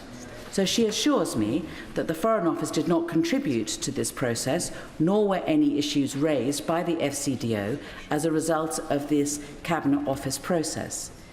So the question is this: did the Cabinet Office miss the glaring red flag of Lord Mandelson's relationship with Epstein, or did it fail to pass those concerns on, and if so, why? Exactly. The Foreign Office... Genuinely, guys, just give me a chance to put this before you. The Foreign Secretary's letter states that I genuinely hope that the honourable gentleman will give me an opportunity to put this before the House. And I apologise for speaking to them as guys. The Foreign Secretary's letter... Keep going, Emily. The Foreign Secretary's letter states that Cabinet Office due diligence was followed by the usual developed vetting, or DV process, carried out by National Security Vetting on behalf of the FCDO after the announcement of Lord Mandelson's appointment. This was, the Foreign Secretary says, conducted to the usual standard set of developed vetting. Now, career civil servants are regularly subject to such tests, and many have stories of their appointments being delayed or even prohibited because they've studied abroad, because they've married an Iranian, or because they were simply born in Belfast. So the question is this: does having significant information in the public domain about your relationship with an internationally prolific child sex offender not raise more red flags than simply being born in Belfast? Is a civil servant a greater risk to this country because they are married to somebody who was born in the Middle East, or because they were close friends with Jeffrey Epstein? Did the Foreign Office vetting process miss a glaring national security and reputational risk, or was it told to overlook it? Mr. Speaker, my committee's duty is to scrutinise the Foreign Office to make it the best that it can be. Neither the Foreign Office nor the Cabinet Office has shown itself to be the best it can be in the process surrounding this appointment. If I'll get to the end of this paragraph, and then, of course, I will give way. That is why my committee asked yesterday for the Foreign Office Permanent Undersecretary and the Cabinet Office Head of Propriety and Ethics to appear before us and to explain what went wrong. We have been told that no one is available before the recess, and we will continue to push for prompt and public answers. I give way to the Honourable Gentleman. To the Right Honourable Lady for giving way. She speaks powerfully. Does she think if her committee had been allowed to interview Lord Mandelson, that they would come up with a recommendation not to approve the appointment? And in such a situation, does she think her recommendation would have been listened to? I think this is slightly more subtle than that. I think the point is this, is that if Lord Mandelson had appeared before the committee, he would have faced a range of questions which would have highlighted issues that needed to be considered properly and couldn't, in the rush to appoint him, perhaps have been overlooked in the way that it would seem to have been. It's to put a brake on it, and we would not, as a committee, have the power to say the government can't appoint, but we would shed light on the nature of the appointment and be able, through our questions, to be able to examine whether or not it was the wisest thing to do. I give way to the Honourable Gentleman. Does the Honourable Lady agree with me that if we are to salvage anything positive from this whole sorry episode at all, then it has to be that in the future Parliament is put at the role of this process and through the select committees? And does not her experience illustrate that the question of who is in charge of that has to remain with the select committee and not with the executive? Yes. I don't quite put it like that. I think that the executive does in the end make the decision. They are the executive, but I think that we should, as a select committee, have a role in this, particularly when it comes to political appointments. It did happen before when there were political appointments. The Right Honourable Gentleman may remember, to the ambassador to South Africa and to Paris, and it has happened in the past. And particularly when there are political appointments, then I do think, in those circumstances, Mr. Speaker, that the select committee should have a role in it, and we can make the decisions better as a result. On that point, would my honourable friend, I thank her for giving way.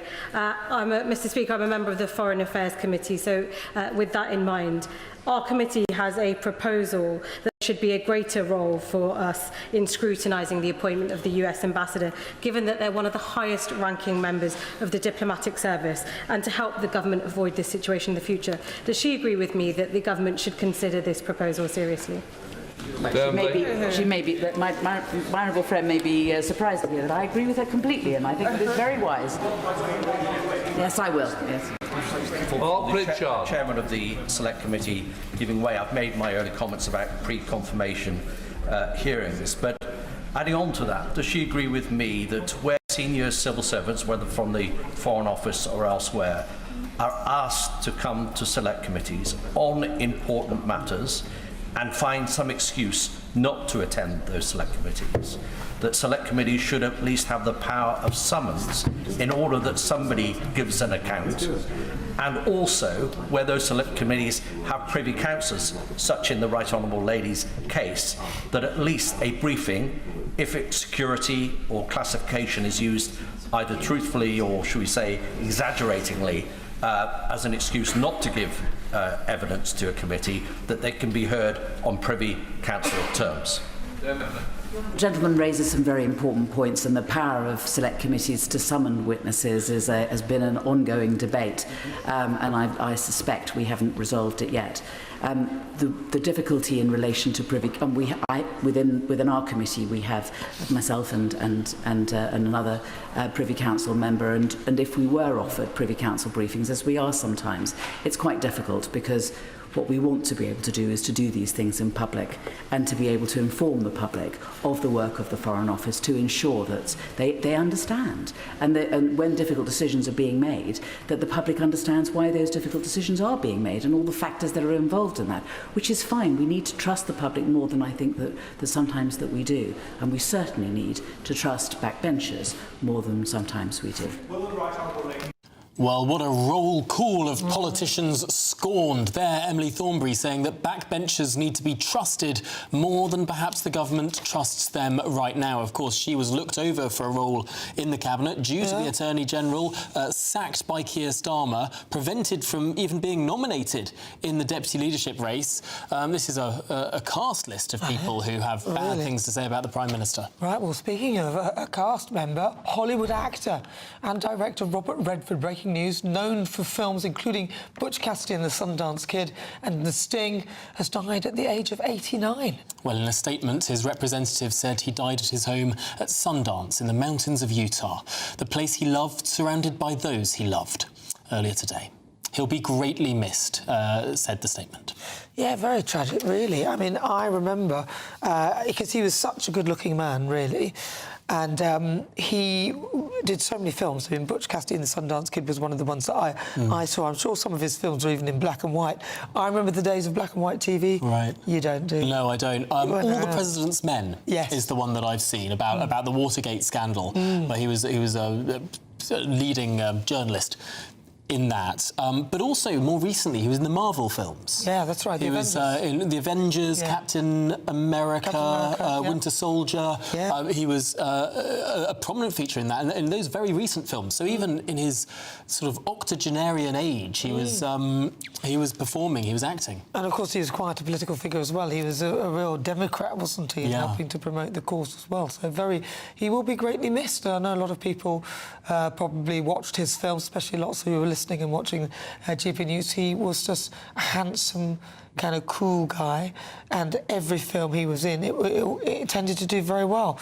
It is such a huge roll call of films. I mean, he was nominated for countless Oscars. Yes. He started off in the 60s and was performing in blockbuster films right through until this decade. I mean, just an extraordinary career across the course of Hollywood. One of the greats, no doubt. Yeah. And of course, a big voice in political campaigns as well. That's he campaigned against the Keystone Oil pipeline. He campaigned in favour of Native American rights. I mean, he of course lived in the sort of western United States. He spoke a lot about Native Americans there and in reservations, but also on LGBT rights. I mean, he campaigned on lots of causes over the years. He really did, and I mean, his filmography, if you like, 1960 was his first film, and the last one was in 2020, Omniboat, A Fast Boat Fantasia. But he also did some things on Netflix with Jane Fonda. Actually, he was well known for that as well. I can't remember what that was called, but he did something with Jane Fonda as well. So that career as a sort of leading man, spanning from 1960 to 2020. I mean, what a period of time to be there at the forefront of the sort of public imagination in Hollywood. Yeah, it seems Utah is a very sort of is a place that a lot of the celebrities actually go and live, in particular. Not far from California, not far from Hollywood, of course, but a bit more relaxed, a bit more gentle, perhaps, a place to retire. And very deserty. Yes. Very deserty. Well, we will, of course, have much more on this breaking news. That is just to repeat that the actor, the leading man, the Hollywood legend, Robert Redford, has died at the age of 89. Right, well, we'll hopefully get some pictures for you as well. What was your... I mean, to be honest, the only one that I do really remember is Butch Cassidy and the Sundance Kid, and that was one of those films that it went across decades. So it wasn't actually... didn't actually do that well when it initially came out, but over a period of time, I think it was in 2003, that's when it sort of won an award and things like that. So that film, again... the only one that I remember. But when I look at the list, I'm like, oh my goodness, he was in that. So many just... The Candidate. He was also in The Candidate. Oh, great film. It was a very good film indeed. Yeah. The original Great Gatsby film back in the 70s. It is just a huge, huge list of absolutely enormous, seismic, era-defining films. But of course... 89. It's a good innings. It's a good innings, especially many in Hollywood do not make it to their to that age. I think the richer you are, the longer you live, really, is the theory here. But he did really well. I think he's worth about 200 million. Wow. Some people asked if he's a billionaire. No, he's worth about 200 million. The thing that he did with Jane Fonda on Netflix, Romance, it was a romance, Souls at Night, and that was in 2017. And then one called The Old Man and the Gun. I don't know whether any of you remember that. But get in touch. We'd love to hear what your favourite Robert Redford film was. gbnews.com/your say, and we'll read some of those very shortly. Of course, his publicist saying that he died peacefully and that he died today. But he was in Utah where he had effectively retired. His last film 5 years ago. But as we keep saying, in this decade, I mean, just the most extraordinary career spanning 60 years in the forefront of sort of public imagination. Just the most incredible career. But did you know that he actually had polio when he was a child? Really? So he had polio, but otherwise we didn't know about any other conditions. But very sadly, his son James Redford died from liver disease and cancer. And there was a time when Robert Redford developed hearing loss after he was submerged for too long in a movie, and the movie at that time was All Is Lost in 2013. No, well, extraordinary stuff. We're joined by our entertainment editor. Alex, what more can you tell us? Do you know what? Not a lot has come out at the moment, just that we know very sad news. He died in his sleep, his publicist has confirmed. I've had a look online. Social media is already awash with tributes flooding in for him. Fox News, not Fox News, but news correspondent Jake Tapper has come out and called him a legend. Everybody is just saying that he gave so many classic performances. I know you guys have mentioned, you know, All the President's Men and so many others like that. It's just a huge loss to a Hollywood icon, really, you know, and I know you mentioned he retired not too long ago, but 89, he's appeared in so many big films. And he was just one of Hollywood's sort of biggest names, really. Well, he was like Paul Newman, wasn't he? He starred opposite Paul Newman. Yeah, they starred together. And when Paul Newman died in 2008, he put forward a really deeply personal statement. And he said, "There's a point where feelings go beyond words." Redford said, "I've lost a real friend.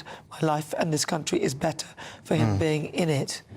Really, really sad. Yeah. There is a huge amount to say here, but we're going to just go live to Air Force One now, where our very own Bev Turner is boarding that plane ahead of Donald Trump's flight to the United Kingdom. Bev, what can you tell us?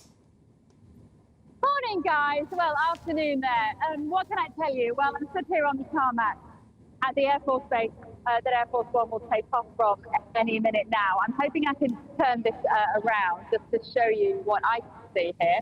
So, there we have Air Force One. I've just seen, going up the steps a moment ago, was some suit bags, basically, black suit bags with a label on them that said POTUS, what everybody called the President of the United States who worked for his team.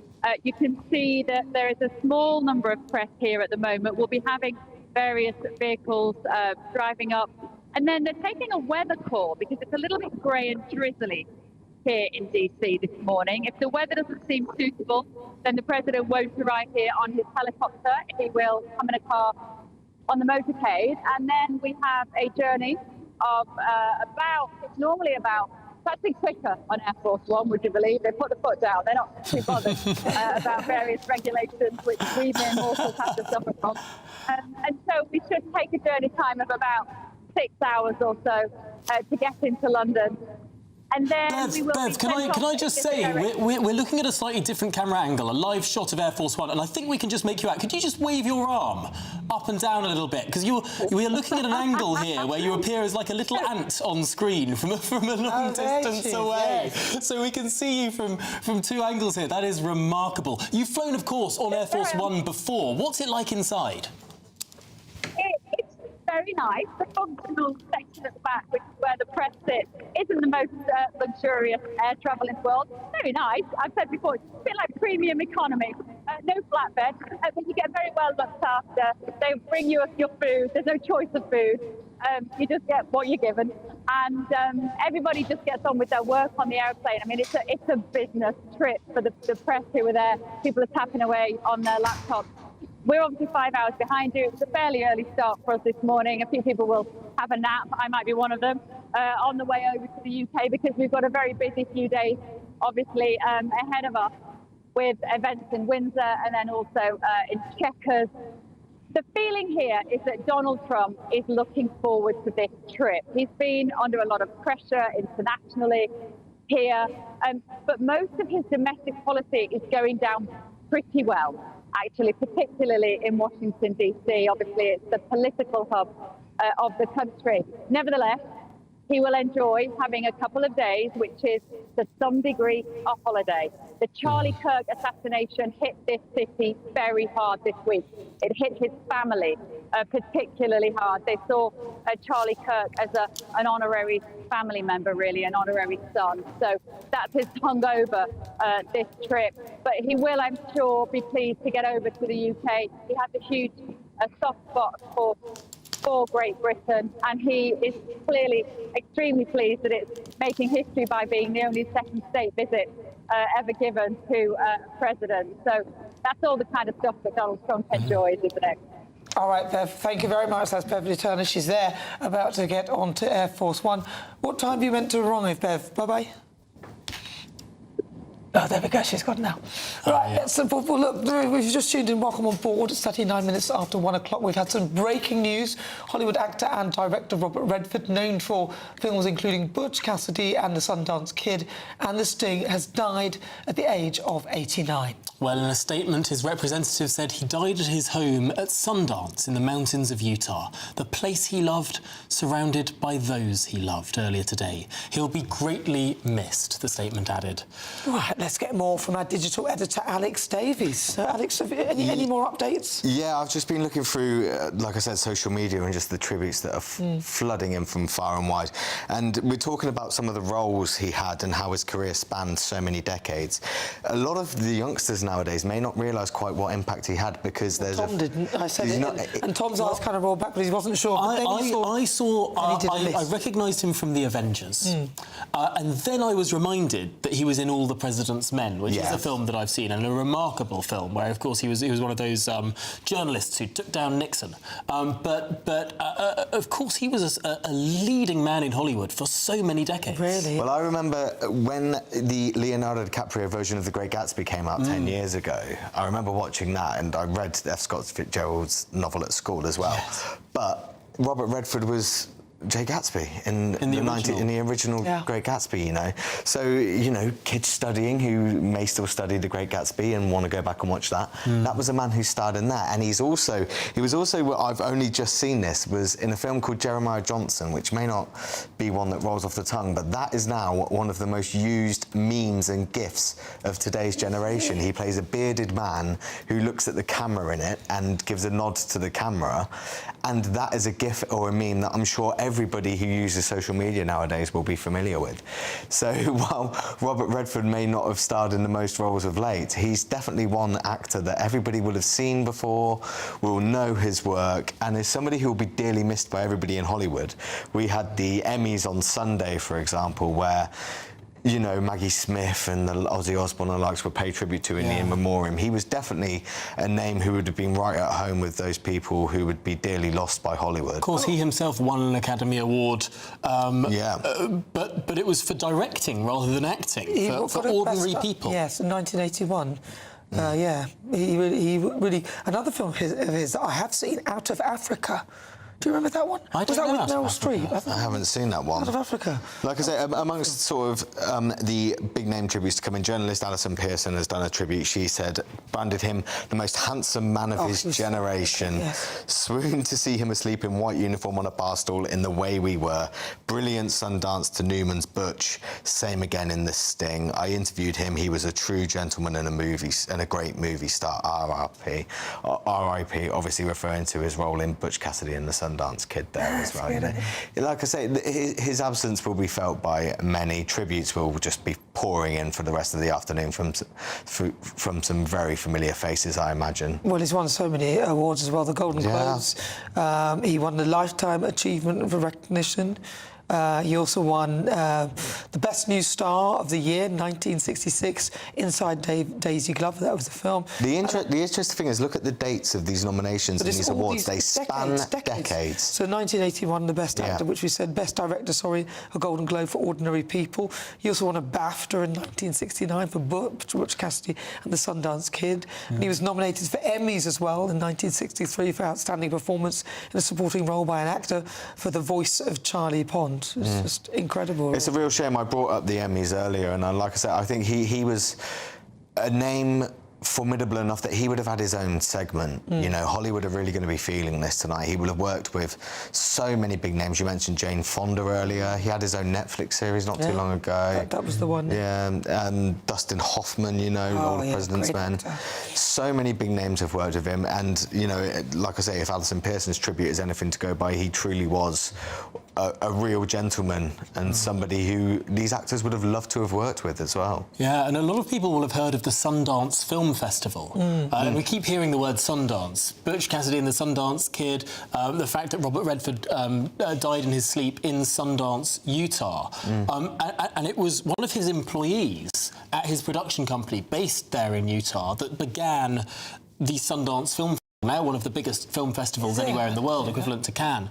And I suppose that was all emanating from the presence of Robert Redford. Of course, not him founding it directly, but one of his employees, the head of his company, the head of his production company. His influence spreads beyond the films he starred in. It's also the films he directed, the companies he started, and the festivals that sort of sprung from that too. Just a massive influence on the world of film, of television. We mentioned the Emmys again, but like just a huge figure in the world of entertainment. You know, like I said, tributes from actors who you may not even thought of worked with him or just saw him as an icon. James Dreyfus, for example, has just tweeted, terrific actor, brilliant director, truly legendary. Piers Morgan has called him one of the all-time great movie stars. I don't think it can really be understated just how much of an impact this man had on Hollywood and film and television as a whole. Some truly iconic roles. And like you say, the Sundance Festival is up there with Cannes, up there with the Toronto International Film Festival. People want to go to these events because they want to have a career. They would love to have a career like him, you know, that spanned decades until he was 89 and be remembered for some truly, truly legendary roles. Now, it is just sort of one of the most sort of graceful ways in which a leading man has spanned the decades, starting off as sort of one of the sort of leading men in the 1960s, the sort of heartthrob at the heart of the film, going up to sort of the more villainous characters that we saw in the Avengers franchise in more recent years. I mean, the way that he has been able to spread sort of his sort of acting ability from all sorts of different characters, from all sorts of different roles. He was never typecast in that way, and I suppose if you've been at the forefront of film and Hollywood for decade after decade after decade, you can't be afforded to be typecast. How many people can say they've played a Marvel villain and Jay Gatsby in The Great Gatsby, you know? Like, what range that guy had. I'm just keep going through the tributes that keep following. I'm looking through his CV, and it's just so much there. Well, of course, he wasn't just a film actor, was he? Because his career actually began to soar in the 60s. He starred in some plays on Broadway first, and also made appearances in some TV shows such as Maverick, Perry Mason, do you remember that? And Alfred Hitchcock Presents. And his big break came when he played a character called Paul Bratter in a Broadway play, Barefoot in the Park, in 1963. So that was when he was first recognised. So you mentioned Perry Mason there. That's just one project that has been remade a number of times as well. So he starred in these series and these films and these projects that have so much longevity that people want to recreate the magic and the impact that they had on the entertainment industry. And those roles don't just go to any old actor. They go to somebody with an influence like him. I was just reading here, we were talking about him not being typecast, his range as an actor. He actually turned down some roles of blonde male stereotypes because he didn't want to be typecast. He turned down roles in Who's Afraid of Virginia Woolf and The Graduate because he was concerned about being typecast as the sort of slightly ditzy, blonde, leading man, attractive sort of... He wanted to do such a greater range of films. And I mean, to turn down a major film as a major actor is such a weighty thing to do. But I mean, clearly he had the belief in himself and I suppose the ability to say, you know what, I'm not going to do that film, I'm going to do this film. And he forged his career path that way. Well, I'm just reading the New York Times' piece. They broke the news, of course. The publicist went straight to the New York Times, and they probably put it the best way possible, which was he had a distaste for Hollywood's dumb-it-down approach to movie making. Mr. Redford typically demanded that his films carry cultural weight, in many cases making serious topics like grief and political corruption resonate with audiences, in no small part because of his immense star power. Brilliantly written. And just, I don't think anything really exemplifies what kind of an actor and what kind of a man as a whole he really was. Well, of course, he played against some real incredible characters. I mean, he played Hubble Gardner against Barbara Streisand. I mean, that is In the Way We Were. I mean, Barbara's an amazing actress, but also he struck quite a good relationship in terms of acting with Jane Fonda when they eventually worked together on The Electric Horseman in 1979. They had quite a good rapport, and they also shared the screen for Tall Story, which was another one of the things that he did. Well, the Jane Fonda relationship is significant, you know. Like I said, they reunited literally less than a decade ago on a Netflix series, you know. Hollywood is known for being quite a cutthroat and fickle industry, and now you've got two absolute titans who have managed to maintain a friendship and a working relationship over 50 years, you know. Again, I think that just must be testament to the man he was. Everybody is being nothing short of complimentary of his character, not just his work, you know. All the tributes that are coming in aren't just saying, I liked him in this, he was great in that. They're saying what a lovely man he was and what a great personality he had in an industry which, let's face it, isn't exactly renowned for harbouring. He must have a list of people that he's worked with, you know, as long as your arm, and incredible people as well. I mean, he was also with Jane Fonda in The Chase, and that also starred Marlon Brando. Gosh, Marlon Brando. But of course, quite an incredible actor as well. In his personal life, he saw tragedy as well. Had four children, but his first son Scott died of sudden infant death syndrome at the age of just 2.5 months. Really sad. And I suppose it's experiences like that that you draw on as an actor to find the depth, to find the grit that he was able to do, as we keep saying, not just being typecast in sort of the light and breezy roles, but actually having more depth to him too, that enabled him to push forward as an actor. And I think, again, it just goes to show the strength of character that he had to move through such tragedies to pave out such an illustrious career like that. Well, Alex, thanks very much indeed. All right, well, let's now cross live to Maryland, where Air Force One and President Donald Trump are making their way to the UK for a second state visit. Unprecedented, isn't it? We're looking at Joint Base Andrews here, which is where the presidential plane takes off from. Our very own Bev Turner on board there. We spoke to her just some moments ago, and she was telling us that the White House are deciding whether or not the president will be taking the usual helicopter ride from the White House Force South Lawn across to Joint Base Andrews, which is taken on Marine One, although 2 helicopters always fly in parallel as a safety precaution, and you never know which one the President is on. So it could be that they fly in on Marine One, but it could be, due to the weather and the inclement conditions in Washington, D.C., that actually a motorcade is coming towards Air Force One, in which case the President will be a bit later to board than otherwise he would be. He's had a lot of things going on, though, this week in particular, hasn't he? Of course, with the tragic death of Charlie Kirk, which was who Charlie Kirk kind of saw Donald Trump as a mentor, and J.D. Vance, of course, was one of the pallbearers for Charlie Kirk's funeral, which was very, very sad indeed, as he will be. The funeral's, I think, this weekend. And Donald Trump apparently will be getting back to attend that. But it's been a tough week for him, but he must also be aware of what's going on in the UK with Keir Starmer in a very precarious position at the moment. And I wonder what Donald Trump must be thinking, because Keir Starmer is incredibly weak.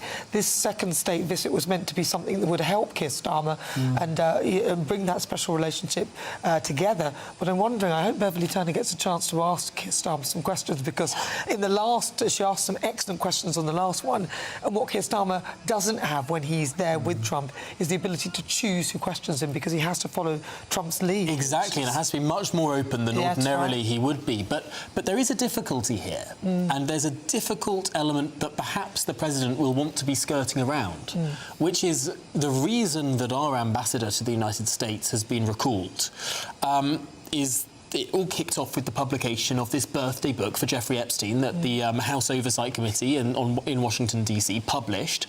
But they didn't publish it because of Peter Mandelson. They published it because inside it is a note from Donald Trump. Donald Trump denies that the note is written by him. He says it's a forgery. He says it's a forgery, but I mean, everyone else in that book looks legitimate. Everyone else's signatures looks legitimate. The signature looks like it's from Donald Trump. I mean, he very vehemently denies that it's his signature, but I mean, again, it does look like Well, let's get back to your point. If Keir Starmer was residing over as a Prime Minister who was successful with the economy, the environment and all those things, then people wouldn't really be focusing on this so much, I don't think. I think people would let him sort of go through, and that's he the wouldn't difference. have made the sloppy decisions in the first place. Well, that's and that is the difference with Donald Trump. Donald Trump, the economy is going gangbusters. He's in a very good position right now, so people just let him get on with it. Well, we're going to have a lot more on this, the state visit. We're going to see whether or not Donald Trump arrives by helicopter or by car, as well as much more in the next hour of Good Afternoon Britain. Do stay with us, and we'll be right back with you with more news after the weather forecast. Today, clouds overhead, total zen within. Boxed Solar sponsors the weather on GB News.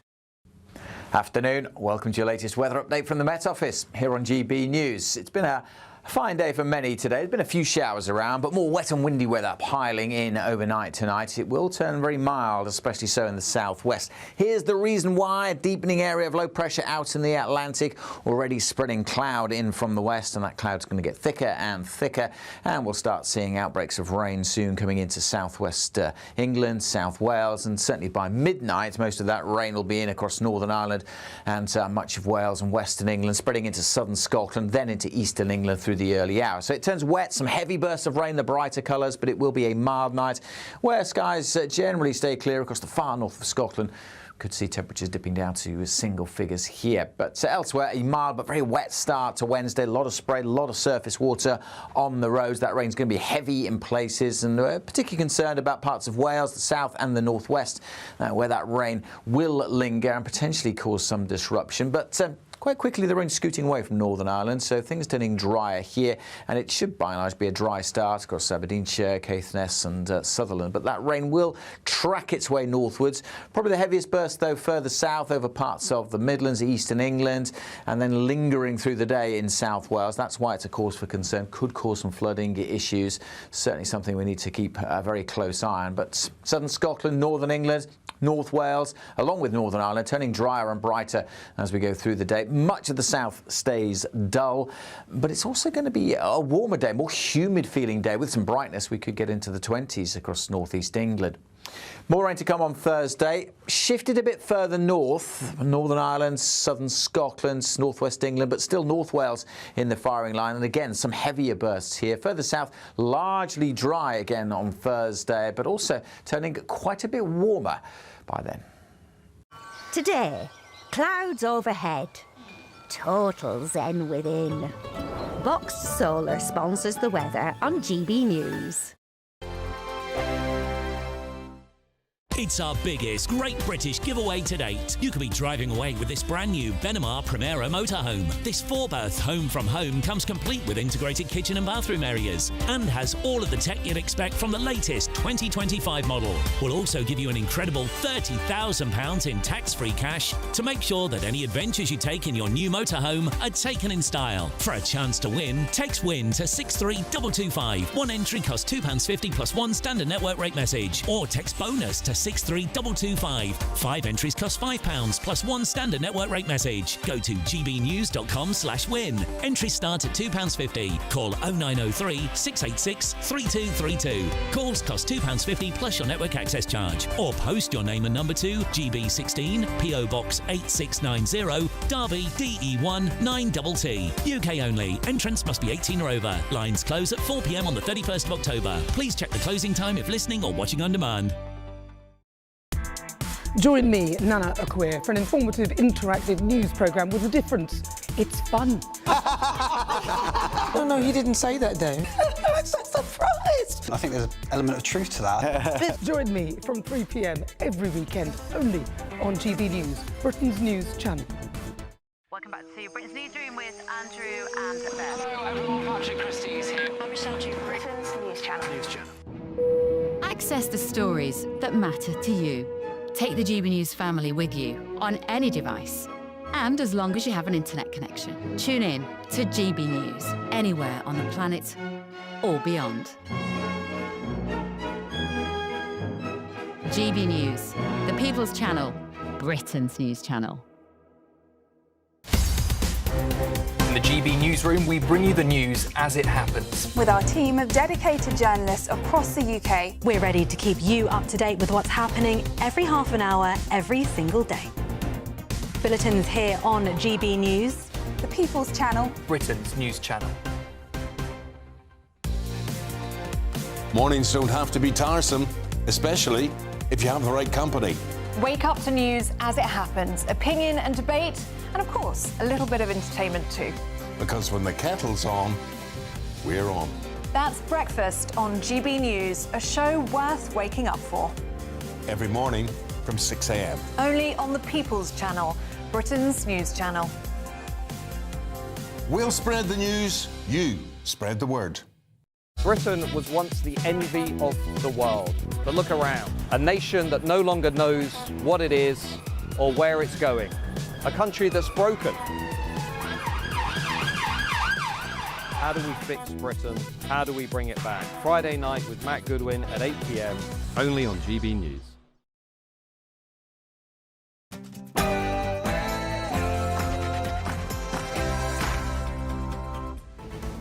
Good afternoon, Britain. It's 2 o'clock on Tuesday, the 16th of September.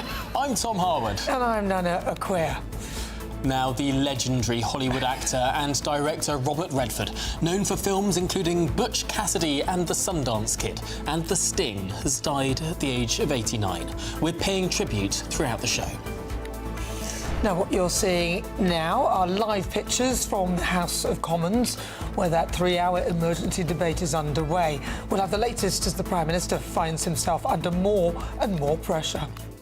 And Donald Trump is heading for Britain. Live pictures here of Joint Base Andrews, where we can see the United States Air Force One preparing to set off for Blighty. But the question is, how easy will the President go on our embattled Prime Minister during this 2-day visit? That's further embarrassment for the government as the second flight carrying illegal migrants back to France under the partial returns, that's the one-in, one-out deal, did not take place. Also this afternoon, the Duchess of Kent's funeral has begun at Westminster Cathedral, with senior royals in attendance. And in the last few minutes, King Charles has arrived at Westminster Cathedral for the funeral service of the Duchess of Kent. In the last few moments, the King and the Prince and Princess of Wales have arrived here at Westminster Cathedral, the first royal funeral here, at a Catholic funeral in modern British history. A notable absentee, the Queen. A notable attendee, Prince Andrew.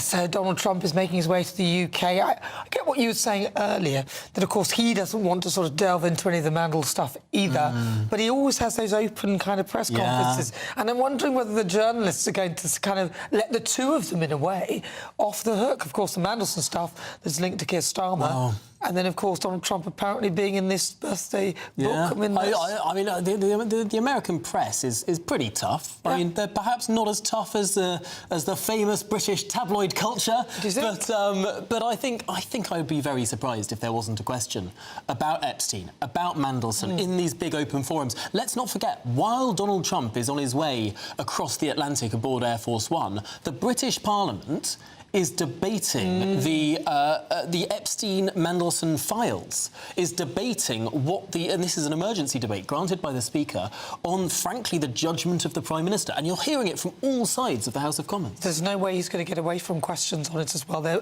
obviously bound to have some sort of press interaction and some sort of press conference. So I will be watching, my eyes will be glued to the TV.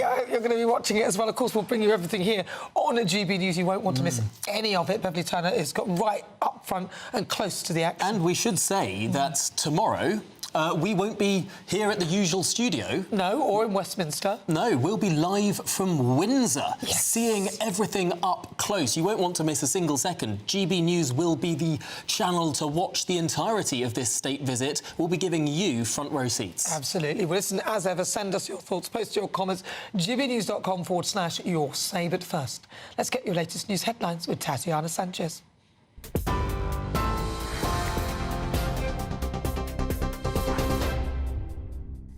Nana, thank you. The top stories. Conservative MP David Davis says the government has key questions to answer over the appointment of Lord Mandelson during an emergency debate taking place in the House of Commons. Sir Keir Starmer is facing the prospect of further questions about his leadership after sacking Lord Mandelson as ambassador to Washington over his links to the paedophile financier Jeffrey Epstein. The Prime Minister admitted he was aware of emails between Lord Mandelson and Epstein. He's blamed his team for not properly briefing him on the contents of the emails and insists he won't quit over the scandal. I knew of his association with Epstein, but had I known then what I know now, I'd have never appointed him. Because what emerged last week were emails, Bloomberg emails, which showed that the nature and extent of the relationship that Peter Mandelson had with Epstein was far different to what I had understood to be the position when I appointed him. Kemi Badenoch says there should be serious consequences if the Prime Minister had not been honest about what he knew regarding Lord Mandelson's relationship with Jeffrey Epstein. Last week, when I asked him at Prime Minister's questions what he knew, he said that they did not, he said that he had full confidence in Peter Mandelson, sacked him the next day and said he didn't know all of the stuff that came out. It now turns out that he did know. He had all of these emails and all these details on the Tuesday, and yet on Wednesday he was saying that he had full confidence in the ambassador. But what is worse than that is that it sounds like he overruled security concerns about Peter Mandelson due to his previous reputation, links with China. There were security concerns, as reported in the papers. He needs to come clean on that. We cannot have a Prime Minister who is telling us stuff in Parliament that turns out not to be true. People on the new full state pension are set for a rise of over £500 a year from next April, following the latest official earnings data. Under the triple lock policy, the state pension goes up each year by either 2.5%, inflation or average earnings growth. The ONS revealed total pay, including bonuses for the 3 months to July, was 4.7%, which is likely to be the figure used for the annual increase. Almost 13 million people currently receive the state pension. Thames Valley Police says a 37-year-old man has been arrested in Windsor for breaching airspace restrictions in place for US President Donald Trump's second state visit. The man allegedly flew a drone that breached the restricted area. The man remains in custody. The incident is being investigated under aviation legislation. Donald Trump will touch down later in the UK today. He'll stay in Windsor Castle, where he'll be hosted by the King and be treated to a state banquet. There will be no public-facing engagements during the visit, with thousands of people expected to protest against his two-day visit. Conservative leader Kemi Badenoch acknowledged her party is having a tough and bumpy time after former Minister Maria Caulfield became the latest Tory to defect to Reform UK. Maria Caulfield, who now works full-time in the NHS, is the 16th former Tory to defect and join Nigel Farage's party. It comes less than 24 hours after the defection of Danny Kruger, who declared that Reform bears the new torch of Conservatism. Ms Caulfield, who was the MP for Lewis until 2024, told GB News, "If you are Conservative right-minded, then the future is reform. The country is going to change a lot." Campaigners have hailed a momentous day as a bill to force public officials to tell the truth about the Hillsborough disaster is finally introduced into Parliament.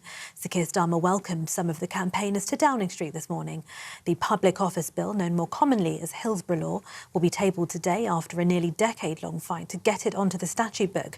Crucially, the legislation contains a new professional and legal duty of candour, meaning public officials must act with honesty and integrity at all times or face criminal sanctions.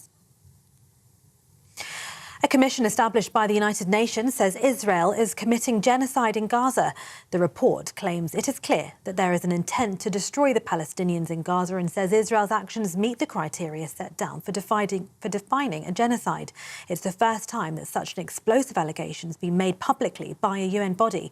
Israel has dismissed the report, denouncing it as distorted and false. It comes amid reports that Israel has launched a ground offensive to seize Gaza City. King Charles and other senior royals have begun arriving to Westminster Cathedral for the Duchess of Kent's funeral. Queen Camilla pulled out of attending the event with deep regret, with Buckingham Palace saying she's recovering from acute sinusitis.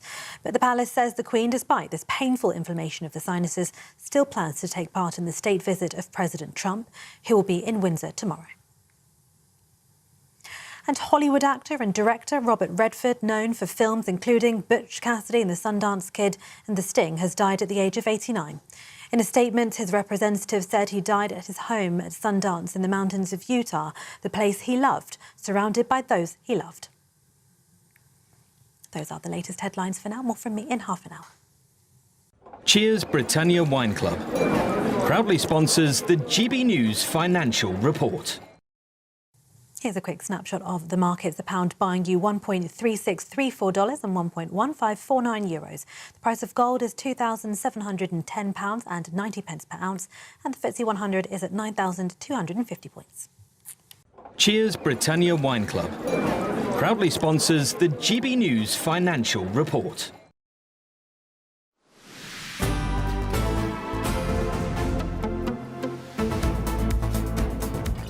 Good afternoon, Britain. Breaking news: Hollywood actor and director Robert Redford, known for his films including Butch Cassidy and the Sundance Kid and The Sting, has died at the age of 89.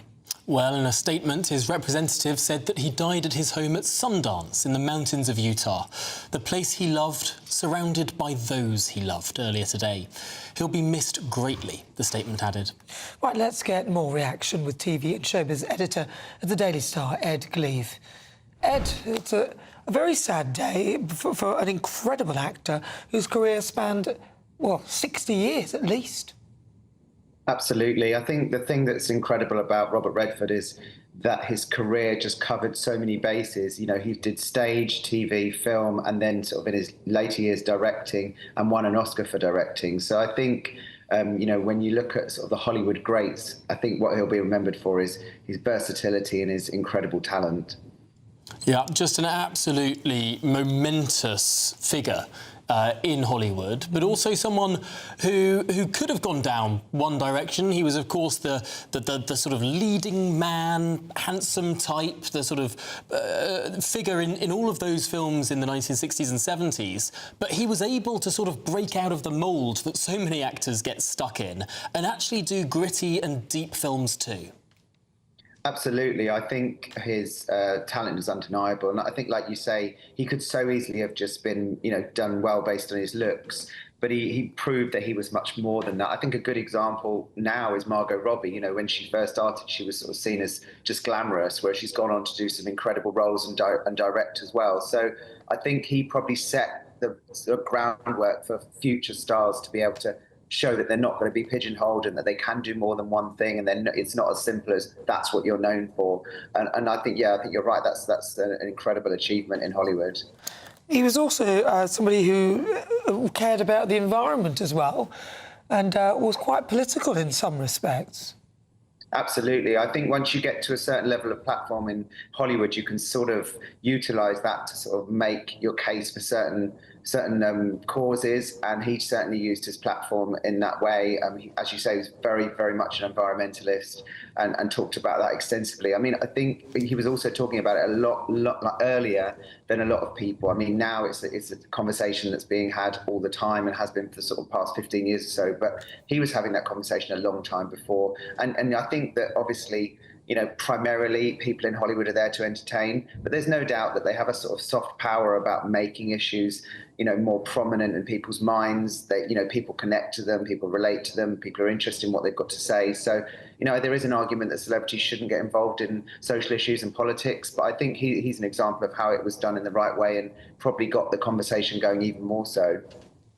Now, of course, this is going to be something that people look back on. We're all going to have a look at those films that so many of us will have seen, whether it's All the President's Men, the original Great Gatsby, or more recently, the Marvel films, where he appeared in Captain America, The Avengers, those films too. I mean, it's such a widespread of films, but of course that means that he will have left a mark on so many different generations of film goers. Yeah, I mean, if you look at his sort of filmography, it's just an extraordinary list. And like I say, not just films, TV, directing and stage as well. So he really could do it all. I mean, I think the word icon is probably, as people often say, overused, but I think there's no doubt that he is an icon of Hollywood. And I think probably considered by many as one of the last greats of Hollywood.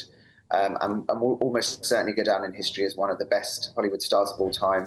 And like you say, also affected so many generations, entertained, but also, some of his films really, lingered with people. So just an extraordinary career. I mean, obviously it's very sad that he's gone, but what a life. I mean, it doesn't really get much better than living to 89, having the career he's had, and then dying in your sleep with people around you that you love. I mean, that's, I suppose, the most you can probably get, really, I would say. Yeah, I'd say, and in your favourite place in the world. Yeah. Ed Gleave, thank you very much. He's the showbiz editor at the Daily Star. Yeah, Robert Redford, really a fantastic person, incredible character, amazing movies, and just literally knew everyone. To me, he was a legend, absolute legend. We're going to return to this side of the pond now, because there's a question that is perusing through those corridors of power. Is number 10 falling apart? The Prime Minister is under pressure after admitting that he was aware of emails between Lord Mandelson and the convicted paedophile Jeffrey Epstein. Well, Sir Keir Starmer has blamed his team for not properly briefing him on the contents of emails, and he insists that he will not quit over the scandal. I knew of his association with Epstein, but had I known then what I know now, I'd have never appointed him.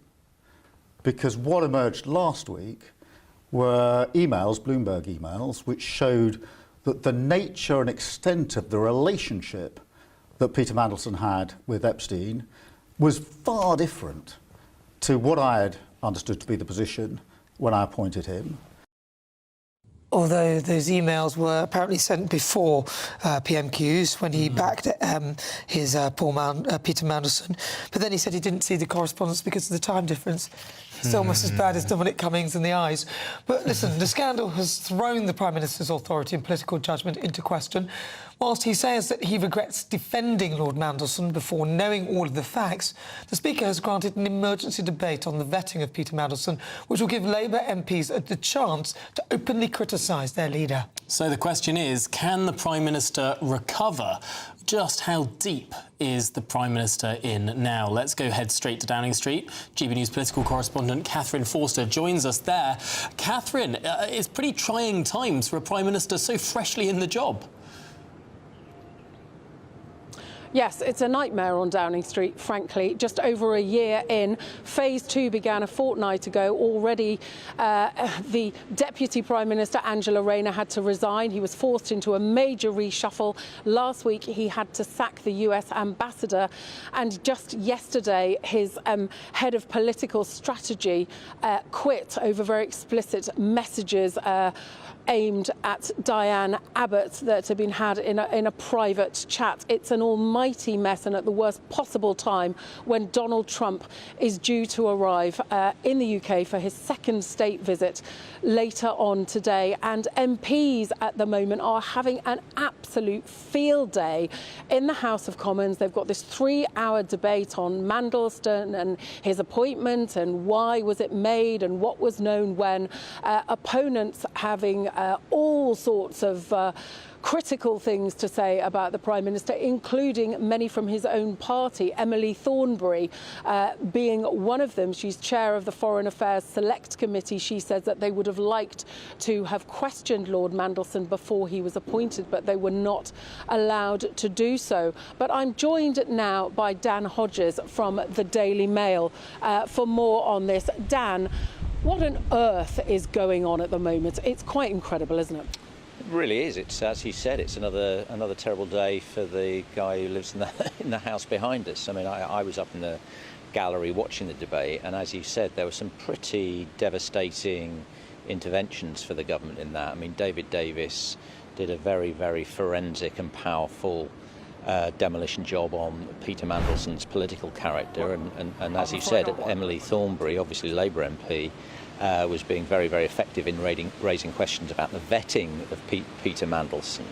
And I think what was significant was there were very, very few Labour MPs who were prepared to stand up, obviously not to defend Peter Mandelson, but to try and defend the Prime Minister. And I think that was indicative of just how much anger there is on the Labour benches about the way this whole affair has been handled. A very bleak mood. You wrote in the Mail today, and particularly around Paul Ovenden, who stood down yesterday. You think there's some plotting going on. Tell us about that. Yes, I mean, Paul Ovenden was Keir Starmer's Director of Strategy, somebody who's not well known outside of Westminster, but certainly within Westminster it was well liked, well respected, and regarded as one of Starmer's most senior aides. He was forced to resign after a series of private work messages were leaked within Downing Street, and amongst Paul Overden's allies, there's a belief they were deliberately leaked by Keir Starmer's enemies on the left. Even more troubling for Downing Street is there's a belief that those people have a cache of a much wider cache of messages from within the Labour Party and the broader Labour Party machine, and they're bracing themselves for more revelations to come. Obviously not as easy for Labour MPs to get rid of a leader as the Conservatives, but two questions. First of all, do you think Starmer will lead them into the next election? And secondly, if not, when do you think the sort of maximum danger is for him? Is it May next year, or could it even be sooner than that? Well, I've thought for some time it was becoming increasingly unlikely, even before the current crisis. I thought it was increasingly unlikely Keir Starmer would be able to last the full term. I just can't see it now. I think it's impossible, and I think, frankly, Labour MPs are just simply are sort of starting to sort of psychologically move on from him now. I think you're right. I think the moment of maximum political danger will be the local elections next year. But the reality is Keir Starmer's sort of remaining political capital has been used up in the Mandelson affair. So if there was to be another scandal, if something else was to emerge, obviously we still haven't had sensible or adequate answers from Prime Minister about what he knew in relation to the whole Peter Mandelson saga.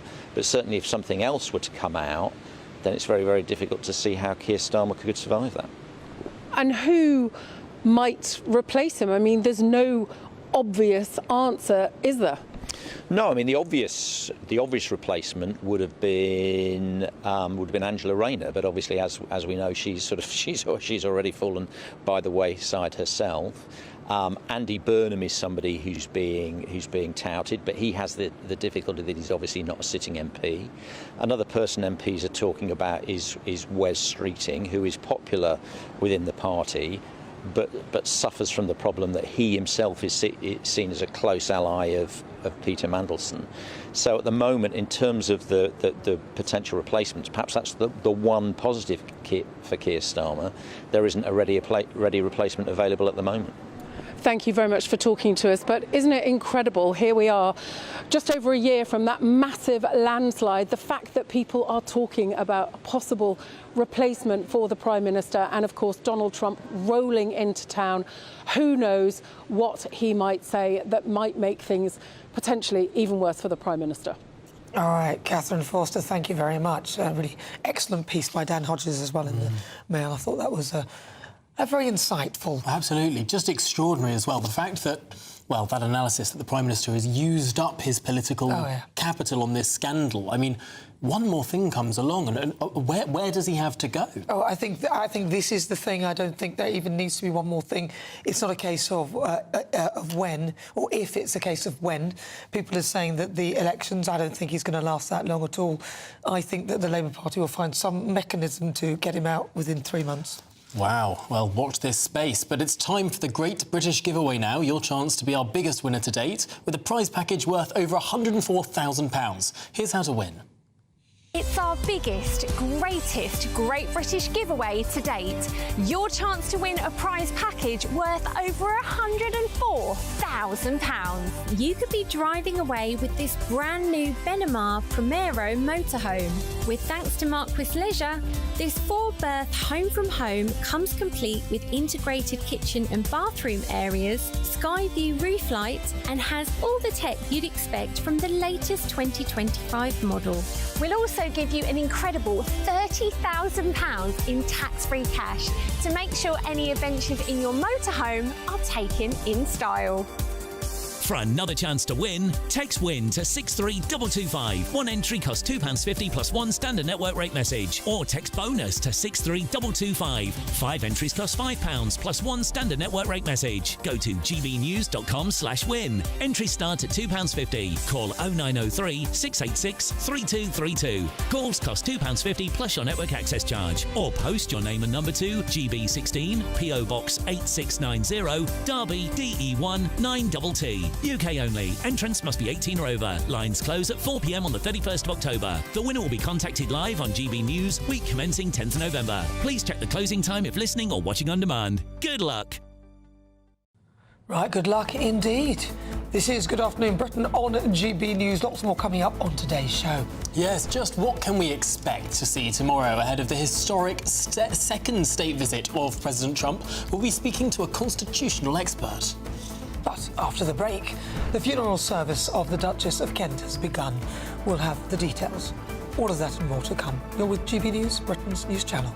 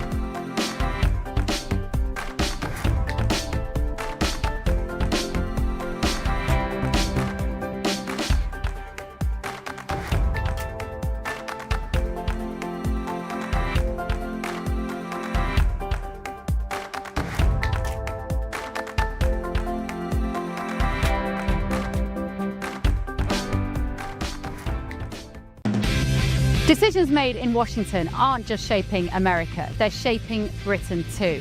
From migration to global security, from crime to health. Whatever happens in the White House today will be felt in your town or city tomorrow. That's why The Late Show is live from Washington, D.C. Cutting through the politics to show you what it all means for Britain. The Late Show Live starts Monday night at midnight. Only on GB News, Britain's news channel. Miriam, you can't be serious. Scrapping the triple lock on state pensions? Madness. Andrew, we just can't carry on pretending. The numbers just don't add up. We've got to be honest with people. We've got to face the facts. That's what people want. Well, that's what you get on GB News and on Britain's newsroom. Lively debates, lively conversation. Britain deserves a newsroom that puts the facts and your voice first, and we're not afraid to hold power to account. And each other. So join me, Andrew Pearce. And me, Miriam Gates, for Britain's Newsroom, weekdays from 9:30 on GB News. The People's Channel, Britain's news channel. Britain was once the envy of the world. But look around. A nation that no longer knows what it is or where it's going. A country that's broken. How do we fix Britain? How do we bring it back? Friday night with Matt Goodwin at 8 p.m. only on GB News. Decisions made in Washington aren't just shaping America, they're shaping Britain too. From migration to global security, from crime to health. Whatever happens in the White House today will be felt in your town or city tomorrow.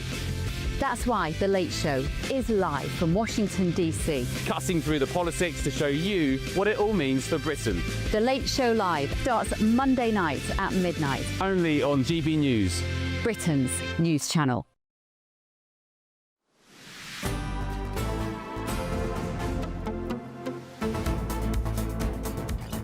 Good afternoon, Britain. It's 28 minutes past 2. Now, members of the royal family are attending the funeral of the Duchess of Kent at Westminster Cathedral today. The King, Queen, Prince and Princess of Wales will be present at what will be the first Catholic funeral for a member of the royal family in modern history. Let's cross straight to Westminster now with our royal correspondent, Cameron Walker. Cameron, this a really significant day, a senior royal funeral, but a Catholic one.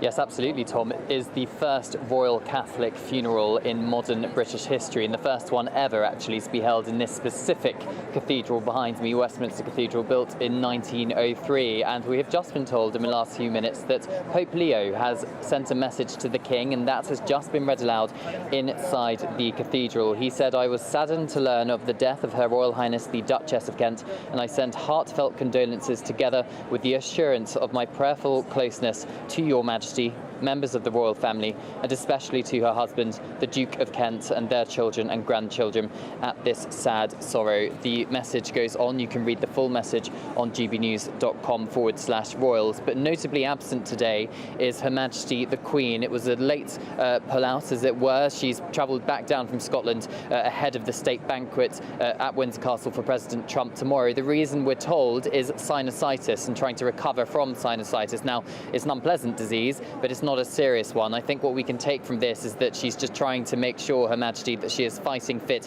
ahead of President Trump landing on Air Force One later this evening in order to help His Majesty the King entertain the President of the United States of America. And royal sources are pretty confident that she'll be able to continue with her full duties tomorrow in Windsor and over Thursday as well. But of course, the funeral taking place for the Duchess of Kent, of course, a very well-known senior member of the royal family for so many decades. She retired from royal duties in 2002 and then pursued her love of teaching music to underprivileged kids for the remainder of her life, really. Significant because, of course, King Charles is head of the Church of England, and this is a Catholic Mass that is taking place right now inside the cathedral. As you said, Tom and Nana, her immediate family are also here inside the cathedral, and in an echo to the late Queen's funeral in 2022 inside St George's Chapel, chapel in Windsor, a lone piper will be playing the lament at the end of this service, Sleep,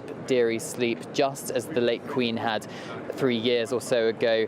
The Duchess of Kent's coffin, it is draped in the royal standard made of English wood, English willow, and the wreath of flowers on top of her coffin, it's white roses symbolising Yorkshire, her childhood home where she grew up in Hovington Hall, and some sprigs of yew have also been picked from that garden. So it is a nod to her childhood. Of course, she married the Duke of Kent, Prince Edward, who was the late Queen's cousin, back in the 1960s, and married into the royal family, converted to Catholicism in the 1990s.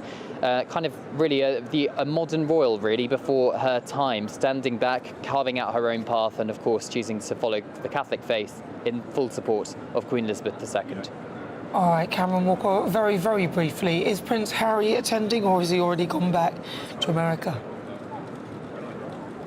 No, he's already back in America, Nana. He was in Ukraine, back in America, but Prince Andrew is in there alongside Fergie, because, of course, this is a private family funeral. All right, thank you, Cameron Walker. Well, we'll be, of course, back with Cameron as people leave the service there, but, of course, a private funeral service behind those closed doors. Well, good afternoon. This is Good Afternoon Britain on GB News. Lots more coming up on today's show. Yes, President Trump is heading to British shores. Here's his aeroplane. He's yet to arrive at Joint Base Andrews. We'll give you those live pictures as we get them of the president. But first, let's catch up on those latest news headlines.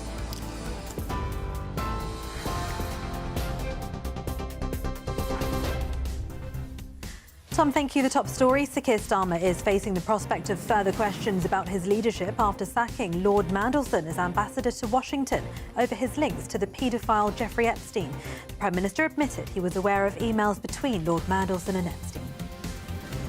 US President Donald Trump will touch down today in the UK for his second state visit. He'll stay in Windsor Castle, where he'll be hosted by the King and be treated to a state banquet. People on the new full state pension are set for a rise of over £500 a year from next April, following the latest official earnings data. Under the triple lock policy, the state pension goes up each year by 2.5% inflation or average earnings growth. And Hollywood actor and director Robert Redford, known for films including Butch Cassidy and the Sundance Kid and The Sting, has died at the age of 89. Those are the latest headlines. For now, more news at 3 o'clock. You can now watch GB News live across the United States of America and the world on Truth Plus. Scan the QR code to find out more, or visit gbnews.com/truth.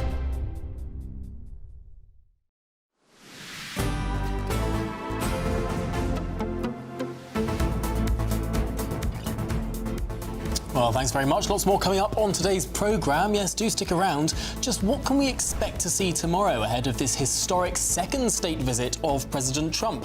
We'll be seeing that plane take off live and speak with a constitutional expert. Yes, stay tuned. You won't want to miss that and much more. You're with GB News, Britain's news channel.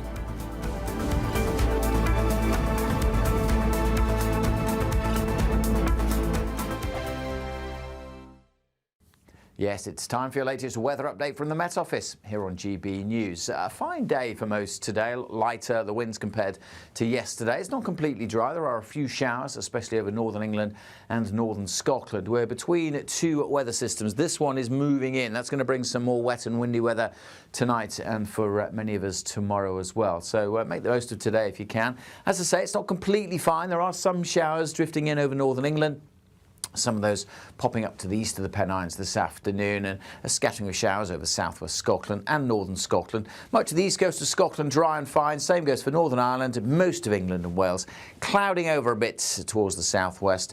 In the east with some sunshine, temperatures squeaking up to 20 Celsius. Now the cloud increasing in the west from that weather system we saw earlier, and it will eventually bring some rain in from the Atlantic. But ahead of it, still many of us having a fine evening. There will be showers across northern Scotland, keeping going through the evening rush hour, but as I said, much of the east coast dry and bright. Small chance of a shower moving through the Glasgow area, scattering of showers over northern England, and by this stage 6 o'clock tonight, the cloud thick enough for some outbreaks of rain to be trickling onto the south coast of Wales. That is the first sign of that weather system moving in, and then it kind of just swamps its way in across Northern Ireland, Wales, southwest England before midnight, and continues to spread into parts of Scotland and central and then eastern parts of England as we head through the early hours. It will be a very mild night as the wet weather moves in. Temperatures in the southwest may well stay in the teens, a little cooler where it stays driest across the north of Scotland. But the rain will continue to track in, and then it kind of lingers through the day over parts of Wales, the Midlands and northern England,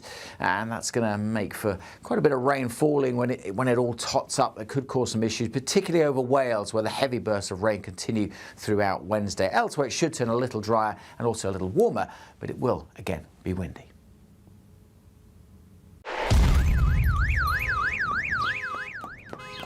Crash Law 24 sponsors GB News Traffic and Travel Report.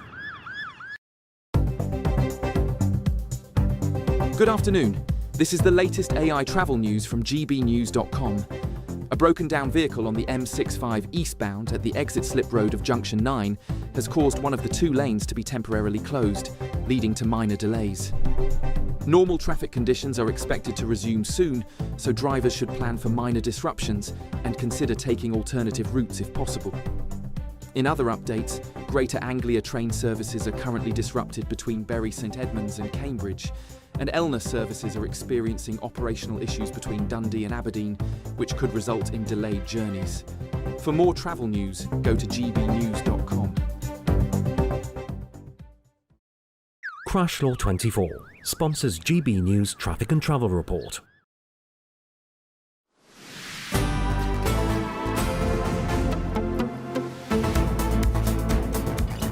Good afternoon, Britain. It's 37 minutes past 2. Now the stage is almost set, almost ready to go in Windsor for the US President Donald Trump. He'll touch down later this evening in the United Kingdom for this historic second state visit. Now, the American leader will stay in Windsor Castle, where he'll be hosted by the King and be treated to a lavish state banquet, it's like in the olden days, with his relationship and love for the royal family believed to be key to the success of this state visit. But what else can we expect? Pomp and pageantry galore? Or will this visit be more important on the political front? Well, delighted to be joined now in the studio by the former Attorney General and constitutional expert, Sir Michael Ellis. Michael, thanks for being with us. Tom? There's some unique features to this visit. Oh, there really are, and this is actually a very important occasion. I think it's an important occasion for Donald Trump. He's been really looking forward to this, by all accounts, and talking to the press in Washington about it. But it's actually very important for the United Kingdom too. It is one of those things that we do best, and it is a way to show off the UK around the world, because this will be a top news story around the world. And there's going to be some unusual features to this. Perhaps first and foremost is the fact that Donald Trump is the first democratic leader to have 2 state visits. And even if you look at kings and queens, the Queen of Denmark, Marguerite of Denmark, as was, and King Olaf of Norway had 2 state visits. They were 25 years apart, approximately, and in the late Queen's reign. Here's a second state visit for Donald Trump, just 6 years apart. It's something that really matters, both to London and to Washington, and I tell you what, there's quite a few nervous people around. Some of the nerves is for security, and you always have to have top-level security for presidents of the United States.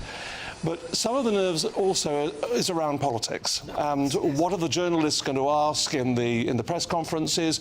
What is going to be said at the speeches? Because, of course, His Majesty will give a speech, and so will President Trump Michael, at the banquet. Michael, just going to interrupt you just to say what we're seeing on our screen here. This is live at Joint Base Andrews in Maryland.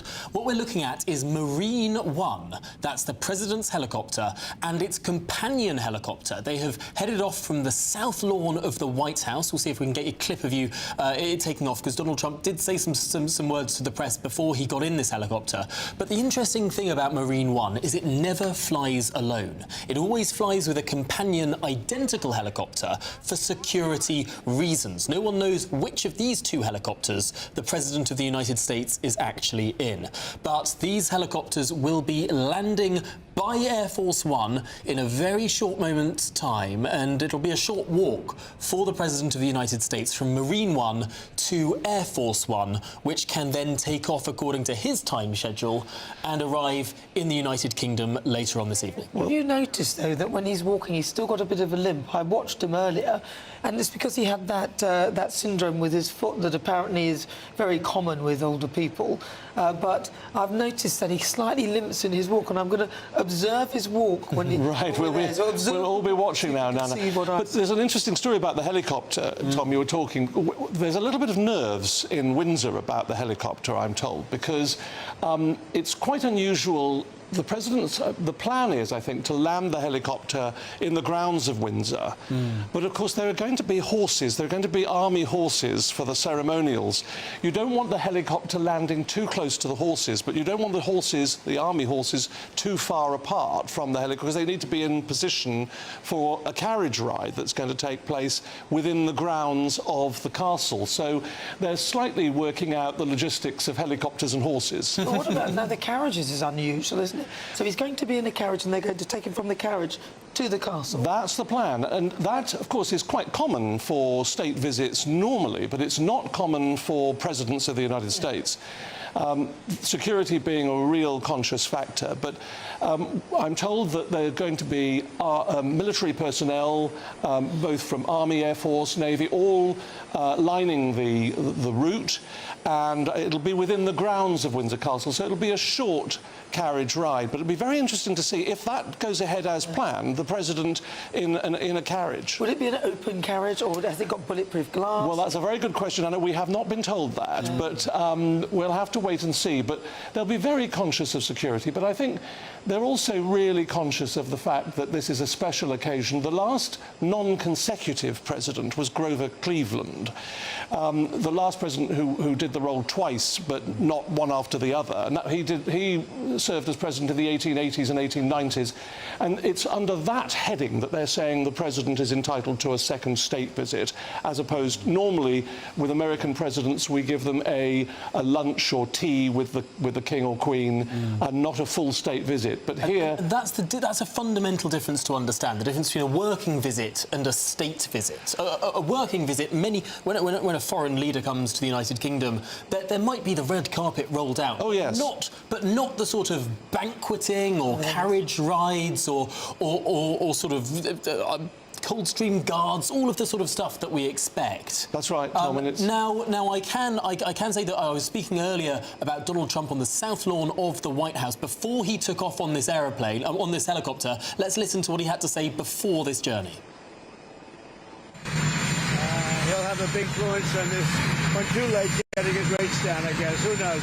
You never know with too late, but he's done a lousy job. The rate should be much lower, much lower.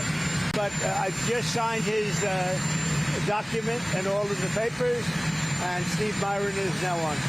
Did you believe in the independence on the Federal Reserve? Round of offensive is now underway in Gaza City. Your reaction? Well, we're going to see what happens, because I hear Hamas is trying to use the old human shield deal, and if they do that, they're going to be in big trouble. They're going to be in big trouble. They put it out 2 days ago that they're going to use the hostages as human shields. That's something that hasn't been done for a long time, you know? Let me tell you, if they do that, they're in big trouble. On the Federal Reserve, do you believe the Federal Reserve is an independent body? What do you think about the independence? Oh, it should be, but I think they should listen to smart people like me. I think I have a better instinct than him. If you look, all the economists got it wrong. I got it right, along with one other people out of 100. So they should listen to people that are smart. Nothing wrong with that. But they have to make their own choice. But they should listen. About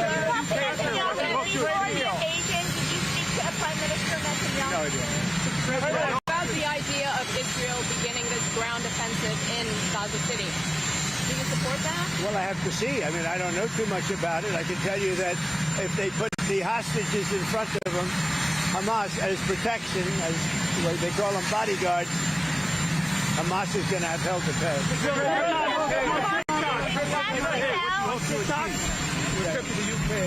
Your trip to the UK today, what do you hope to achieve? Well, my relationship is very good with the UK, and Charles, as you know, who's now king, is my friend. And it's the first time this has ever happened where somebody was honored twice, so it's a great honor. And this one's at Windsor. They've never used Windsor Castle for this before. They used Buckingham Palace. And I don't want to say one's better than the other, but they say Windsor Castle is the ultimate, right? So it's going to be nice. But basically, I'm there also on trade. They want to see if they can refine the trade deal a little bit. We made a deal, and it's a great deal. And I'm into helping them. Our country is doing very well. We've never done this well. We're having trillions of dollars coming because of the tariffs. They'd like to see if they could get a little bit better deal, so we'll talk to them. But primarily it's to be with Prince Charles and Camilla. They're friends of mine for a long time, long before he was king. And it's an honor to have him as king. And, you know, I think he represents the country so well. I've watched. He's such an elegant gentleman, and he represents the country so well. After Robert Redford passed away today, did you hear about this? Wow. He was apparently in his sleep at his home. Well, that's a good way to go, I guess. But I'll tell you, Robert Redford was great. He had a series of years that there was nobody better. This just happened, I guess. Huh? Wow. He died at his home in Utah in his sleep. Yeah. And what movie would you say you liked him best in? Well, you have a lot of them. Honestly, I'd say he made 7 or 8 great movies. They were really great. There was a period of time when he was the hottest. I thought he was great. On TikTok. Will TikTok go dark? Are you going to delay the TikTok ban? Well, we have a deal on TikTok. I've reached a deal with China. I'm going to speak to President Xi on Friday to confirm everything up. We made a very good trade deal, and I hope good for both countries, but a very different deal than they've made in the past. What companies are going to buy We'll be announcing that. We have a group of very big companies that want to buy it. And, you know, the kids wanted it so badly. I had parents calling me up. They don't want it for themselves. They want it for their kids. They say, if I don't get it done, they're in big trouble with their kids. And I think it's great. I hate to see value like that thrown out the window. So on auto executives... You know, you're talking about tens of billions of dollars. Some auto executives are concerned that compromising the 15% for auto tariffs coming in hurts American automakers. What do you say to... Well, I haven't compromised anything. Where did I compromise? Going down to 15% from... Going down to 15%. We charge, well, and where did the 25 come from? It came from there. You tell me. Just so you know, they paid nothing for years. Now they're paying 15%. And some things can pay more, like chips could pay more. Pharmaceuticals could pay more. You know, there's a bigger margin. With a car, you have to make 15% before you make a profit. Pretty tough. So we had a good deal. Don't forget, European Union is paying our country because of tariffs $950 billion. Think of that. We're talking about a year. $950 billion. Japan is paying us $650 billion. These are countries that paid us nothing until I came along. And China's paying us a tremendous tariff. You know what the tariff is, right? You know what the tariff they're paying us? What? Yeah, so it's 30% for the fentanyl as well as whatever for the 301. 20% for the fentanyl. But the overall is about 55%. Okay. That's as opposed to nothing. Would you say that's a difference? We have a big decision coming up, and if the Supreme Court rules the way hopefully they will, because, I mean, every legal expert said we win that case, but you still have to watch. And the Supreme Court's been terrific. I think they're very fair. All I want is fairness, then we win. But if we win the Supreme Court case, which is the finalization of tariffs, we will be by far the richest country anywhere in the world, and we'll be able to help our people more, and we'll be able to help other countries when we want to. But I will say, if we win that case, our country, you see what we've taken in just on a temporary basis. We've taken in trillions of dollars, trillions with a T, and we will be by far the richest country in the world. There'll be nothing close. And, you know, one other thing, we'll have tremendous power to negotiate. The use of tariffs. I settled 7 wars. 4 of them was because I was able to use tariffs.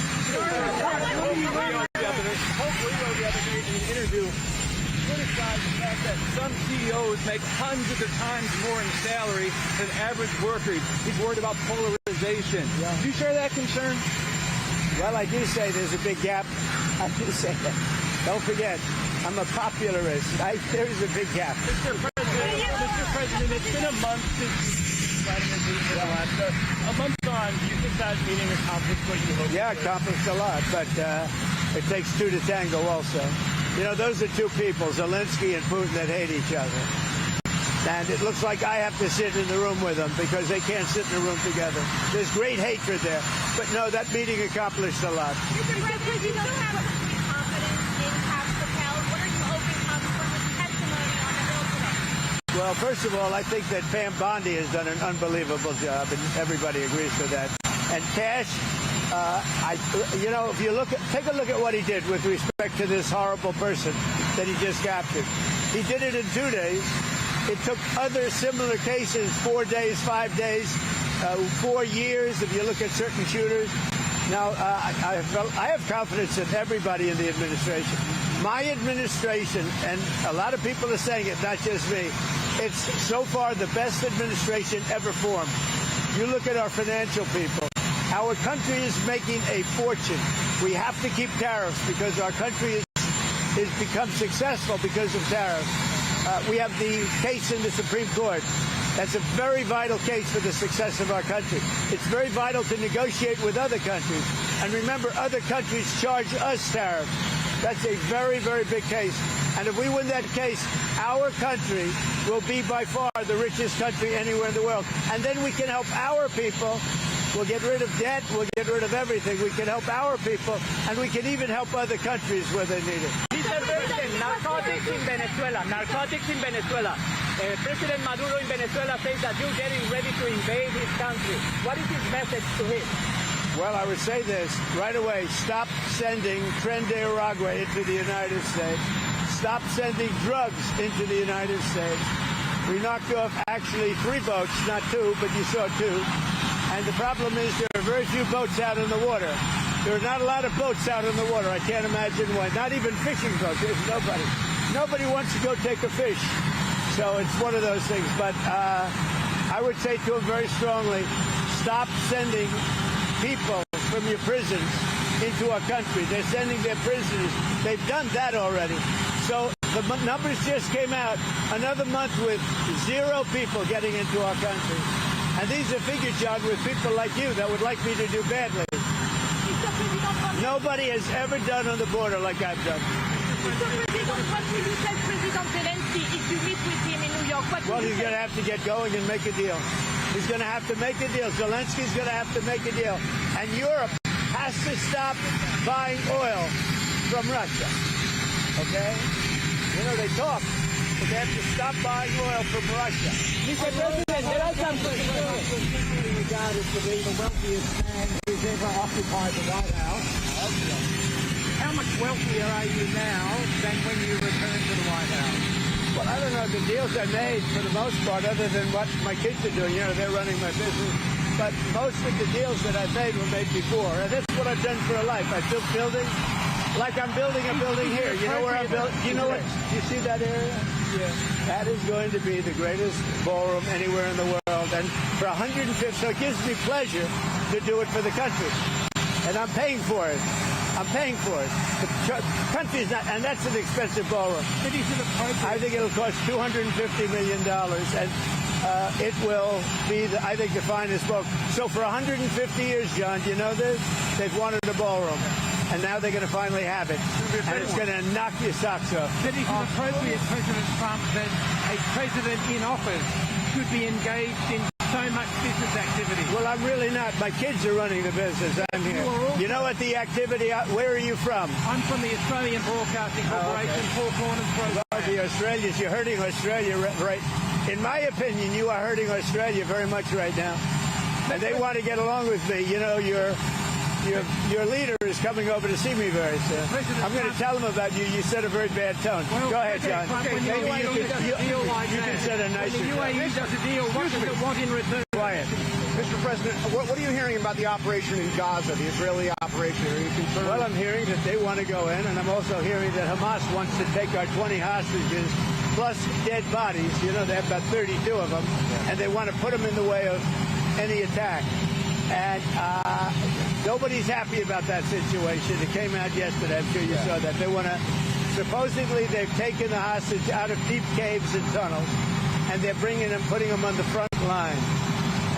Nobody's heard of that one for a few centuries. We saw that the UN said that Israel is guilty of genocide, that they've committed acts of genocide in Gaza. They voted on that? A new report out saying multiple acts of genocide. When it comes to a vote, we'll see what happens. That'll come to a vote, but we'll see what happens. And what do you make of Pam Bondi saying she's going to go after hate speech? Is that, I mean, a lot of your allies say hate speech is free speech. You probably go after people like you because you treat me so unfairly. It's hate. You have a lot of hate in your heart. Maybe they'll come after ABC. Well, ABC paid me $16 million recently for a form of hate speech, right? Your company paid me $16 million for a form of hate speech, so maybe they'll have to go after you. Look, we want everything to be fair. It hasn't been fair, and the radical left has done tremendous damage to the country, but we're fixing it. We have right now the hottest country anywhere in the world, and remember, 1 year ago, our country was dead, and now Washington, D.C. is fixed, and I fixed it. The mayor was fine. The mayor was just fine, okay? The mayor had the sick city for many years. She's been mayor for many years. The one that fixed it was me and my people, and it is so safe. You should take your beautiful wife tonight and have dinner down there. You won't be shot. You won't be accosted. You won't even be looked at incorrectly by anybody. Washington, D.C. is safe. Now we're going to Memphis, where it's pretty rough. To put it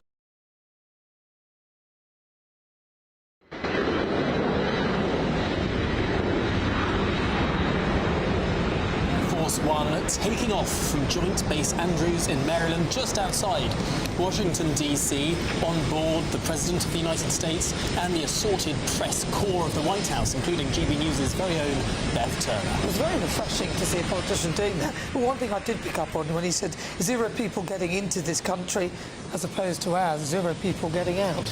Well, that's right, guys. And look, it's refreshing. We can hear from the President a little bit more. Chicago is a death trap, and I'm going to make it just like I did with D.C., just like I'll do with Memphis. Now, remember this. So a man comes into my office, one of the biggest businessmen. I'll tell you, he runs Union Pacific. Is that big? Biggest railroad in the world, I guess. And he started off as a railroader. He was running a railroad, a little caboose. He was in a caboose. Now he runs the whole damn thing. 45 years ago, he started off in a caboose. I don't know what that's all about. And he became the top, so that's a good place to start. But he came in, he knows the country intimately. He's looking to do a merger by another railroad, the one that had the little problem in East Palestine, right? And they want to buy that railroad, as you know, pretty public. But I sat with him and I talked. I said, so you know every city? Yes, sir. I go into every city, and I have for 45 years. I said, where would you go next? He said, St. Louis is in big trouble. He said, but Chicago is a great city. You can save Chicago, sir. Don't let Chicago die. This is a guy telling me with great knowledge and trust. He said, don't let Chicago die, sir. It's dying. Don't let it die. I'm going to Chicago next. The UAE, Mr. President. What do you think they want when you do a deal with protesters? Well, I just want something to happen, whether it's federal, state, and most likely it's going to be state. The question is whether or not we overlap with a federal judge. So they're looking at that. But the state is very competent. The governor's doing a very good job. As you know, they have the death penalty. It's a tough death penalty, too, as you know. But they have the death penalty. So as to whether or not we judge, we will be working with them. We may or may not be able to judge. And when it comes to the governor of Utah, what do you make of his overall message of nonviolence? Well, I agree with it. I agree 100%. But most of the violence is on the left. He said that social media is a cancer. What? Do you agree with that? The Utah governor said that social media is a cancer and more people should log off and take some time away. Well, it's not a cancer in all respects. In some respects, it's great. But there are segments, there are deep, dark holes that are cancerous, absolutely. Beyond cancer, they're death. How are you going to get China to open their market? The Supreme Court this morning denied Patty Willis's appeal of your case for moving the that was a great decision. It was a rigged case to start off with. It's great. The court just ruled that she is a disaster. She's a disaster with a boyfriend. The boyfriend that she paid $1 billion for his expertise, but he never did it before. Now, she should be prosecuted. What she did to people, forget about me, what Fannie Willis did to innocent people, patriots that love our country, what she did to them by indicting them and destroying them, she should be put in jail. She's a criminal. Fannie Willis is a criminal. Will you apply more pressure to EU and NATO countries not to purchase Russian oil? I do, but here's the problem. You know the problem. They're purchasing Russian oil. I don't want them purchasing Russian oil, and they've got to stop immediately. It's not fair to us. They're purchasing Russian oil, and we have to, do things. Now, the nice part, it doesn't cost us anything anymore. You know that. Yeah. They are buying everything from us, unlike Biden, who gave away $350 billion. We actually make money, but I don't want to make money. You know what I want? I want that war to stop, because last week, 7,018 people got killed. Thank you. was targeted today, just now. You announced 70 patriots in Ukraine 2 months ago. Where are you from? Ukraine. Good. Will they come, and do you know when they will come? The patriots. What will come? The patriots. You announced 70 patriots to Ukraine 2 months ago. Look, let me just tell you, I love Ukraine. I love the people of Ukraine. That's why I thought that was a little Ukrainian accent. But the country's in serious trouble. It should have never happened. It's a war that should have never happened. The country's in very serious trouble, but I'm going to get it stopped. I've done seven countries. I've stopped 7 wars in the last 8 months. I thought that would have been the easiest because I know Putin, but it's not, because there's tremendous hatred between Zelensky and Putin. Tremendous hatred between Zelensky and Putin. But we're going to get it stopped. How soon will you go to the Supreme Court to stop Lisa Club?